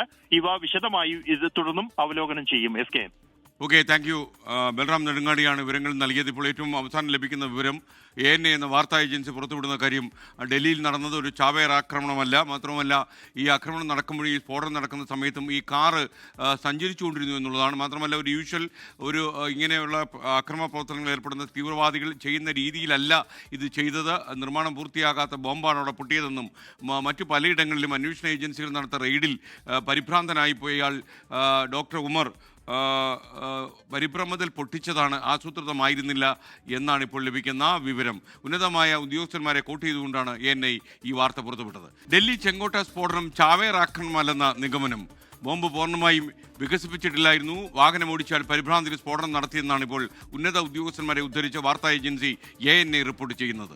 വിജയകുമാർ കൂടി സെൻട്രൽ ന്യൂസ് ഡെസ്കിൽ നിന്ന് ചേരുന്നു. വിജയകുമാർ, പ്രൈം ടൈമിലേക്ക് താങ്കൾക്ക് സ്വാഗതം. വിവരം കൂടുതൽ ഡൽഹിയിൽ നിന്ന് എന്തൊക്കെയാണ്? ഇതിൽ ഈ വാർത്താ ഏജൻസി ഡൽഹി പോലീസിലെയും NIAയിലെയും ഉന്നത ഉദ്യോഗസ്ഥരുമായി സംസാരിച്ചതിന് ശേഷം തയ്യാറാക്കിയ വിവരങ്ങളാണ് ഈ ഘട്ടത്തിൽ പുറത്തുവിടുന്നത്. ഈ ഡൽഹിയിൽ ഉണ്ടായിരിക്കുന്ന ഈ സ്ഫോടനം, ഈ ബോംബ് ആക്രമണം ഒരു ആത്മഹത്യാ ബോംബർ എന്ന നിലയിൽ ഏതെങ്കിലും തരത്തിൽ ഒരാൾ തയ്യാറാക്കിയ ഒരു പദ്ധതി അല്ല എന്നാണ് ഈ ഉന്നത പോലീസ് ഉദ്യോഗസ്ഥരുടെ വിലയിരുത്തൽ. അതിന് കാരണമായി അവർ പറയുന്നത്, ഈ ആത്മഹത്യാ ബോംബ് തയ്യാറാക്കുക അല്ലെങ്കിൽ സൂയിസൈഡ് ഏതെങ്കിലും തരത്തിൽ ആ നിലയിൽ ഒരു ചാവേർ ബോംബാക്രമണം നടത്തുന്നയാൾ ഈ ബോംബാക്രമണത്തിന്റെ തീവ്രത കൂട്ടാൻ വേണ്ടി ഈ ബോംബ് സ്ഥാപിക്കുമ്പോൾ അതിൽ ഈ ചീളുകളും ആണികളും അതുപോലെ തന്നെ മാരകമായി മുറിവേൽപ്പിക്കുന്ന വസ്തുക്കളുമൊക്കെ ധാരാളമായി ഇത് കുത്തി നിറയ്ക്കാറുണ്ട്. പക്ഷേ ഇതിൽ അത്തരമുള്ള യാതൊരു സാധനവും ഉണ്ടായിരുന്നില്ല. തന്നെയുമല്ല, ഇതൊരു പൂർണ്ണ ബോംബായി വികസിച്ചിരുന്നില്ല. ആ നിലയിൽ ഡിറ്റനേറ്ററുകളൊക്കെ ഘടിപ്പിച്ച് ഒരു പൂർണ്ണ ബോംബായി അത് മാറിയിരുന്നുമില്ല. അതുകൊണ്ട് ഒരു ബോംബ് തയ്യാറാക്കി പൂർണ്ണ ബോംബാക്കി കൊണ്ടുവന്ന് ഏതെങ്കിലും ഒരു സ്ഥലത്ത് പൊട്ടിച്ച് മാരക അപകടം ഉണ്ടാക്കുന്ന തരത്തിലേക്ക് അയാൾക്ക് പദ്ധതി തയ്യാറാക്കാൻ കഴിഞ്ഞിരുന്നില്ല. ഡൽഹി പോലീസും അന്വേഷണ ഏജൻസികളും അയാൾക്ക് പിന്നാലെ ഉണ്ട് എന്നത് അന്ന് രാവിലെ മുതൽ ഇപ്പോൾ ഈ 3000 കിലോ സ്ഫോടക വസ്തുക്കൾ പിടികൂടിയതുമായി ബന്ധപ്പെട്ട് നടന്ന അറസ്റ്റും അതിന്റെ വിവരങ്ങളും പുറത്തു വന്ന ഔദ്യോഗികമായി ഡൽഹി പോലീസ് പുറത്തുവിട്ട ദിവസമാണ് ഈ ബോംബ് സ്ഫോടനം ഉണ്ടാവുകയും ചെയ്യുന്നത്. അപ്പോൾ അതിൽ നിന്ന് അവിടെ അറസ്റ്റിലായ ഡോക്ടർമാരടങ്ങിയ 7 അംഗ സംഘത്തിൽ നിന്നും 2 പേർ മിസ്സിംഗ് ആണെന്ന് അവർ തന്നെ പോലീസിന് മൊഴി നൽകിയിരുന്നു. ആ 2 പേർ ഡൽഹിയിൽ എത്തിയിട്ടുണ്ടെന്നും അവർ സ്ഫോടനത്തിന് തയ്യാറെടുക്കുന്നു എന്നുള്ള വിവരം ഡൽഹി പോലീസിന് കിട്ടി എന്നാണ് മനസ്സിലാകുന്നത്. അതിന്റെ അടിസ്ഥാനത്തിൽ വലിയ തെരച്ചിൽ നടക്കുന്നുണ്ടായിരുന്നു ഡൽഹിയിൽ. ആ തെരച്ചിലിൽ പരിഭ്രാന്തനായി ഇയാളുടെ കയ്യിൽ ഇരുന്ന ഈ സ്ഫോടക വസ്തുക്കൾ പൊട്ടി എന്ന നിഗമനത്തിലേക്കാണ് അന്വേഷണം എത്തുന്നത്. അതിനപ്പുറത്തേക്ക് മാരകമായ ആക്രമണം നടത്താനുള്ള ലക്ഷ്യമുണ്ടായിരുന്നെങ്കിലും അതിന് പറ്റുന്ന തരത്തിലേക്ക് അയാൾ തയ്യാറായിരുന്നില്ല എന്നതാണ് ഇതുവരെയുള്ള വിവരം എന്നാണ് അന്വേഷണ ഏജൻസികളെ ഉദ്ധരിച്ചുകൊണ്ട് ഈ ANI റിപ്പോർട്ട് ചെയ്യുന്നത്. Okay, thank U Vijayakumar. മറ്റൊരു വാർത്തയിലേക്ക്. PM ശ്രീ പദ്ധതി മരവിപ്പിച്ചത് സംബന്ധിച്ച് കേന്ദ്രത്തിന് കത്ത് നൽകുന്നതിൽ വൈകുന്നത് LDFിൽ ഉന്നയിക്കാൻ CPI തീരുമാനം. മനഃപൂർവ്വം കത്ത് വൈകിക്കുന്നെങ്കിൽ ഇടപെടാൻ CPI സംസ്ഥാന സെക്രട്ടറി തീരുമാനമായി. ശ്രീജിത്ത് തിരുവനന്തപുരം വിവരങ്ങളുമായി ചേരുന്നു. പറയൂ ശ്രീജിത്ത്. SKN ഇന്ന് ചേർന്ന CPIയുടെ സംസ്ഥാന സെക്രട്ടറി യോഗത്തിലാണ് PMC പദ്ധതി മരവിപ്പിക്കുന്നതുമായി ബന്ധപ്പെട്ട കത്ത് വൈകുന്നത് മനഃപൂർവ്വമാണെങ്കിൽ ഇടപെടാനുള്ള ധാരണയുണ്ടായത്. സെക്രട്ടറി അംഗങ്ങൾ തന്നെ കത്ത് വൈകുന്ന കാര്യം ചൂണ്ടിക്കാണിച്ചു. ഇതിന്റെ അടിസ്ഥാനത്തിൽ LDFിൽ പ്രശ്നം ഉന്നയിക്കാനാണ് CPI തയ്യാറെടുക്കുന്നത്. എന്നാൽ സാങ്കേതികമായിട്ടുള്ള നടപടിക്രമങ്ങൾ വൈകുന്നത് കൊണ്ടാണ് കത്ത് വൈകുന്നതെന്ന വിശദീകരണമാണ് വിദ്യാഭ്യാസ മന്ത്രിയിൽ നിന്നും മറ്റും ഉണ്ടാകുന്നതെന്ന കാര്യം സംസ്ഥാന സെക്രട്ടറി തന്നെ ചൂണ്ടിക്കാണിച്ചു. എങ്കിലും ഈ വൈകൽ സാങ്കേതിക കാരണങ്ങളല്ല, മറിച്ച് മനഃപൂർവ്വമാണെങ്കിൽ ഇടപെടാനുള്ള ധാരണയാണ് CPIയുടെ സംസ്ഥാന സെക്രട്ടറിയിൽ ഉണ്ടായിരിക്കുന്നത്. എന്നാൽ എക്സിക്യൂട്ടീവിൽ ഇത്തരം കാര്യങ്ങൾ റിപ്പോർട്ട് ചെയ്തില്ല. തദ്ദേശ തെരഞ്ഞെടുപ്പുമായി ബന്ധപ്പെട്ട കാര്യങ്ങൾ മാത്രമാണ് എക്സിക്യൂട്ടീവിൽ ചർച്ച ചെയ്തത്. തദ്ദേശ തെരഞ്ഞെടുപ്പിൽ വാർഡ് പുനർവിഭജനവുമായി ബന്ധപ്പെട്ട് ജില്ലാ പഞ്ചായത്തിലടക്കം ഡിവിഷനുകൾ വർദ്ധിച്ചിട്ടുണ്ട്. ഈ വർധനവിന്റെ ആനുപാതികമായ നേട്ടം പാർട്ടിക്ക് ഉണ്ടാകണം. അതെല്ലാ ഘടകങ്ങളും ഉറപ്പുവരുത്തണമെന്ന തീരുമാനമാണ് ഉണ്ടായിരിക്കുന്നത്. ഇന്ന് വൈകുന്നേരം CPM CPIയും തമ്മിൽ ഉഭയകക്ഷി ചർച്ച നടന്നു. ഈ സീറ്റിന്റെ വീതമെപ്പിന്റെ കാര്യത്തിൽ CPIക്ക് നഷ്ടമുണ്ടാകരുത് എന്ന കാര്യം മുന്നണിയെ അറിയിക്കാനുള്ള തീരുമാനം എടുത്തിട്ടുണ്ട്. Thank you. ശ്രീജിത്താണ് വിവരങ്ങൾ നൽകിയത്. മറ്റൊരു വിമാനാപകടത്തിന്റെ വാർത്തയിലേക്ക്. സൈനികരുമായി അസർബൈജാനിൽ നിന്നും പുറപ്പെട്ട ടർക്കിഷ് വിമാനം തകർന്നു വീണു. അസർബൈജാൻ ജോർജിയ അതിർത്തിയിലാണ് 20 സൈനികരുമായി പോയ വിമാനം തകർന്നു വീണത്. അതിന്റെ ദൃശ്യമാണ് പ്രേക്ഷകർ ഇപ്പോൾ കാണുന്നത്. അപകടത്തിൽ എത്ര പേർ മരിച്ചു എന്ന് സ്ഥിരീകരണം ഇതുവരെ വന്നിട്ടില്ല.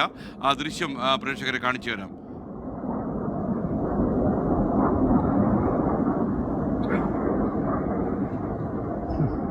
ജിഷ്ണു രവീന്ദ്രൻ വാർത്താമുറിയിൽ നിന്ന് വിവരങ്ങളുമായി ചേരുകയാണ്. ജിഷ്ണു, ഈ വാർത്ത വന്ന് എത്ര ആൾക്കാർ, എനിക്കൊന്ന് സൈനിക വിമാനമാണ് ആയിരുന്നു ഇതെന്നാണ് മനസ്സിലാക്കുന്നത്. എത്ര പേർ മരിച്ചു എന്ന് സ്ഥിരീകരണം കിട്ടിയോ? SKN എത്ര പേർ മരിച്ചു എന്നതിൽ കൃത്യമായ സ്ഥിരീകരണം വന്നിട്ടില്ല. 20 സൈനികരാണ് വിമാനത്തിലുണ്ടായിരുന്നത്. അത് കൂടാതെ ക്യാബിൻ ക്രൂ കൂടി ഉണ്ടായിരുന്നു. അതുകൊണ്ട് തന്നെ എത്ര പേർ മരിച്ചു എന്ന കാര്യത്തിൽ കൃത്യമായ വിവരങ്ങൾ പുറത്തു വന്നിട്ടില്ല. തുർക്കി പ്രസിഡന്റ് തയ്യിപ്പ് എർദോഗൻ അങ്കാരയിൽ വെച്ച് നടത്തിയ പ്രസംഗത്തിനിടെയാണ് ഈ വിവരം പുറത്തു പറയുന്നത്. അദ്ദേഹം പ്രസംഗിച്ചുകൊണ്ടിരിക്കുന്നതിനിടെ അദ്ദേഹത്തിൻ്റെ പേഴ്സണൽ സ്റ്റാഫ് ഒരു കുറിപ്പടി കൊടുക്കുകയായിരുന്നു. അപ്പോഴാണ് അദ്ദേഹം പറയുന്നത് വീരമൃത്യു വരിച്ചിരിക്കുന്നു നമ്മുടെ സൈനികർ, അവർക്ക് വേണ്ടി പ്രാർത്ഥിക്കണം എന്ന് പറഞ്ഞാണ് തയ്യിപ്പ് എർദോഗൻ ഈ വിവരം പുറത്തേക്ക് പറയുന്നത്. എത്ര പേർ മരിച്ചു എന്ന വിവരം നമുക്ക് കൃത്യമായി ലഭിച്ചിട്ടില്ല. അതിൻ്റെ കണക്കുകൾ ഇനിയും പുറത്തു വരേണ്ടതുണ്ട്. C-130 എന്ന് പറയുന്നത് തുടർച്ചയായി തുർക്കി സ്ഥിരമായി സൈനികരെ പല സ്ഥലത്തു നിന്നും മറ്റൊരു സ്ഥലത്തേക്ക് ട്രാൻസ്പോർട്ട് ചെയ്യാൻ വേണ്ടി സ്ഥിരമായി ഉപയോഗിക്കുന്ന വിമാനമാണ് C-130 എന്ന് പറയുന്നത്. ഇതാണിപ്പോൾ തകർന്നു വീണിരിക്കുന്നത്. അത് എത്ര പേർ അതിൽ മരിച്ചു, എത്ര സൈനികർ വീരമൃത്യു വരിച്ചു എന്നുള്ള വിവരങ്ങളെല്ലാം ഇനി പുറത്തു വരേണ്ടതുണ്ട്. ജോർജിയ അസർബൈജാൻ അതിർത്തിയിലാണ് ഈ അപകടം സംഭവിക്കുന്നത്. ഇപ്പോൾ ഈ രണ്ട് സ്ഥലത്തെയും ഈ സൈന്യം അതുപോലെ തന്നെയുള്ള മറ്റ് ഏജൻസികൾ ചേർന്നുകൊണ്ട് തിരച്ചിൽ നടന്നുകൊണ്ടിരിക്കുകയാണ്, രക്ഷാപ്രവർത്തനം നടന്നുകൊണ്ടിരിക്കുകയാണ്. SKN. ജിഷ്ണു രവീന്ദ്രൻ. മറ്റൊരു വാർത്തയിലേക്ക്. വയനാട് മുണ്ടക്കൊല്ലിയിൽ കരടി ഇറങ്ങി. ചീരാലിനടുത്ത പ്രദേശത്താണ് കരടിയെ കണ്ടത്. കരടി ദൃശ്യങ്ങൾ പ്രേക്ഷകർ ഇപ്പോൾ കാണിച്ചു തരാം.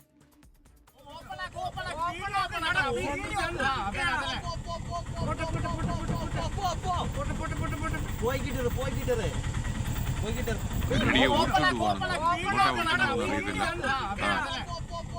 ഓടി പോന്നാ പറയുന്നത്. നന്നായിട്ട് മലയാളം അറിയുന്ന ഒരു കരടിയാണ്. അപ്പൊ കരടി അങ്ങ് പോയി.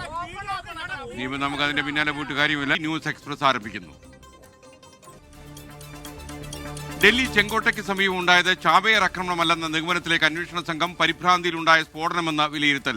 പ്രതി പിന്തുടർന്നത് ചാവേർ ആക്രമണം രീതിയല്ലെന്ന് കണ്ടെത്തൽ. ഫരീദാബാദിലെ പരിശോധനയിൽ 50 കിലോ സ്ഫോടക വസ്തുക്കൾ കൂടി പിടിച്ചെടുത്തു. 2 പേർ കൂടി അറസ്റ്റിലായി. ശബരിമല സ്വർണ്ണക്കൊള്ളയിൽ അറസ്റ്റിലായ തിരുവിതാംകൂർ ദേവസ്വം ബോർഡ് മുൻ പ്രസിഡന്റ് N. വാസു റിമാൻഡിൽ. കൂട്ടുപ്രതികളുമായി ചേർന്ന് ഗൂഢാലോചന നടത്തിയെന്ന് റിമാൻഡ് റിപ്പോർട്ട്. വ്യാജരേഖ ചമച്ചെന്നും അന്വേഷണ സംഘം. ഒന്നും പറയാനില്ലെന്ന് N. വാസു മാധ്യമങ്ങളോട്. ദേവസ്വം മന്ത്രിമാരെ പ്രതി ചേർക്കണമെന്ന VD സതീശൻ. ഇത് ഒരു ചെറിയൊരു വാസു പോലെ ഒരു പോറ്റീനെ പിടിച്ചാൽ മാത്രം പോരാലോ. ഈ സർക്കാർ പിണറായി വിജയന്റെ സർക്കാരാണ്. ഇതിൽ പിണറായി വിജയൻ വിചാരിക്കാത്ത എന്തെങ്കിലും നടക്കുവോ? നടക്കില്ല. N. വാസുവിൽ അവസാനിക്കില്ലെന്ന് രാജീവ് ചന്ദ്രശേഖർ. ആണോ കുറ്റക്കാര്? ആ കുറ്റക്കാരെ മുഴുവൻ നിയമത്തിന് മുമ്പിൽ കൊണ്ടുവരണം. ആരെയും സംരക്ഷിക്കുന്ന ഉത്തരവാദിത്വം ഗവൺമെന്റോ പാർട്ടിയോ എടുക്കുന്നതല്ല. ആരെയും സംരക്ഷിക്കേണ്ട ബാധ്യത CPM-നില്ലെന്ന് MP ഗോവിന്ദൻ. ബീഹാറിൽ NDAക്ക് ഭരണ തുടർച്ചയെന്ന എക്സിറ്റ് പോളുകൾ. NDAക്ക് 140-ൽ അധികം സീറ്റുകൾ വരെ പ്രവചിച്ച സർവേകൾ. മഹാസഖ്യത്തിന് കാര്യമായ നേട്ടമുണ്ടാകില്ലെന്ന പ്രവചനം. ബീഹാറിൽ 2ാം ഘട്ടത്തിൽ മികച്ച പോളിംഗ്. 69% പേർ വോട്ട് രേഖപ്പെടുത്തി. വോട്ടെണ്ണൽ വെള്ളിയാഴ്ച. എക്സിറ്റ് പോൾ ഫലങ്ങൾ പുറത്തു വന്നതിന് പിന്നാലെ മുതിർന്ന കോൺഗ്രസ് നേതാവ് ഷക്കീൽ അഹമ്മദ് രാജിവെച്ചു. പാകിസ്ഥാനിൽ വൻ സ്ഫോടനം. ഇസ്ലാമാബാദ് ജില്ലാ കോടതിക്ക് സമീപമുണ്ടായ കാർ ബോംബ് സ്ഫോടനത്തിൽ 12 പേർ മരിച്ചു. 20 പേർക്ക് പരിക്കേറ്റു. ആക്രമണത്തിന് പിന്നിൽ തെഹ്രിക്-ഇ-താലിബാൻ എന്ന സൂചന. കൊച്ചി കോർപ്പറേഷനിലേക്കുള്ള ആദ്യഘട്ട സ്ഥാനാർത്ഥികളെ പ്രഖ്യാപിച്ച കോൺഗ്രസ്. കണ്ണൂർ UDF-ൽ സമവായമായില്ല. പാലക്കാട് നഗരസഭയിലേക്കുള്ള കോൺഗ്രസ് സ്ഥാനാർത്ഥി പ്രഖ്യാപനം വൈകുന്നു. വയനാട് പൂതാടിയിൽ INTUC ജില്ലാ സെക്രട്ടറി ഉൾപ്പെടെ 2 പേർ രാജിവെച്ചു. കണ്ണൂർ ജില്ലാ പഞ്ചായത്തിൽ LDF സീറ്റ് വിഭജനം പൂർത്തിയായി. കോഴിക്കോട് കൊല്ലം കോർപ്പറേഷനുകളിലേക്കുള്ള ആദ്യഘട്ട പട്ടിക പ്രഖ്യാപിച്ച BJP. മുഖ്യമന്ത്രിയാകാൻ കോൺഗ്രസിൽ ആരും കുപ്പായമിട്ട് ഇറങ്ങിയിട്ടില്ലെന്ന് VD സതീശൻ 24-നോട്. കോൺഗ്രസിൽ അനൈക്യമെന്നത് CPM-ന്റെ തിരക്കഥ. ഞങ്ങൾക്ക് മുഖ്യമന്ത്രിയാകാൻ യോഗ്യതയുള്ള ഒരുപാട് ആളുകളുണ്ട്. ഒരാളും കോൺഗ്രസിൻ്റെ അകത്ത് മുഖ്യമന്ത്രി കുപ്പായിട്ട് ഇറങ്ങിയിട്ടില്ല. എല്ലാവരും സ്വയബോധ്യത്തോടുകൂടി ഞങ്ങളുടെ എല്ലാം എയിം ഇത് തിരിച്ചുകൊണ്ടില്ല.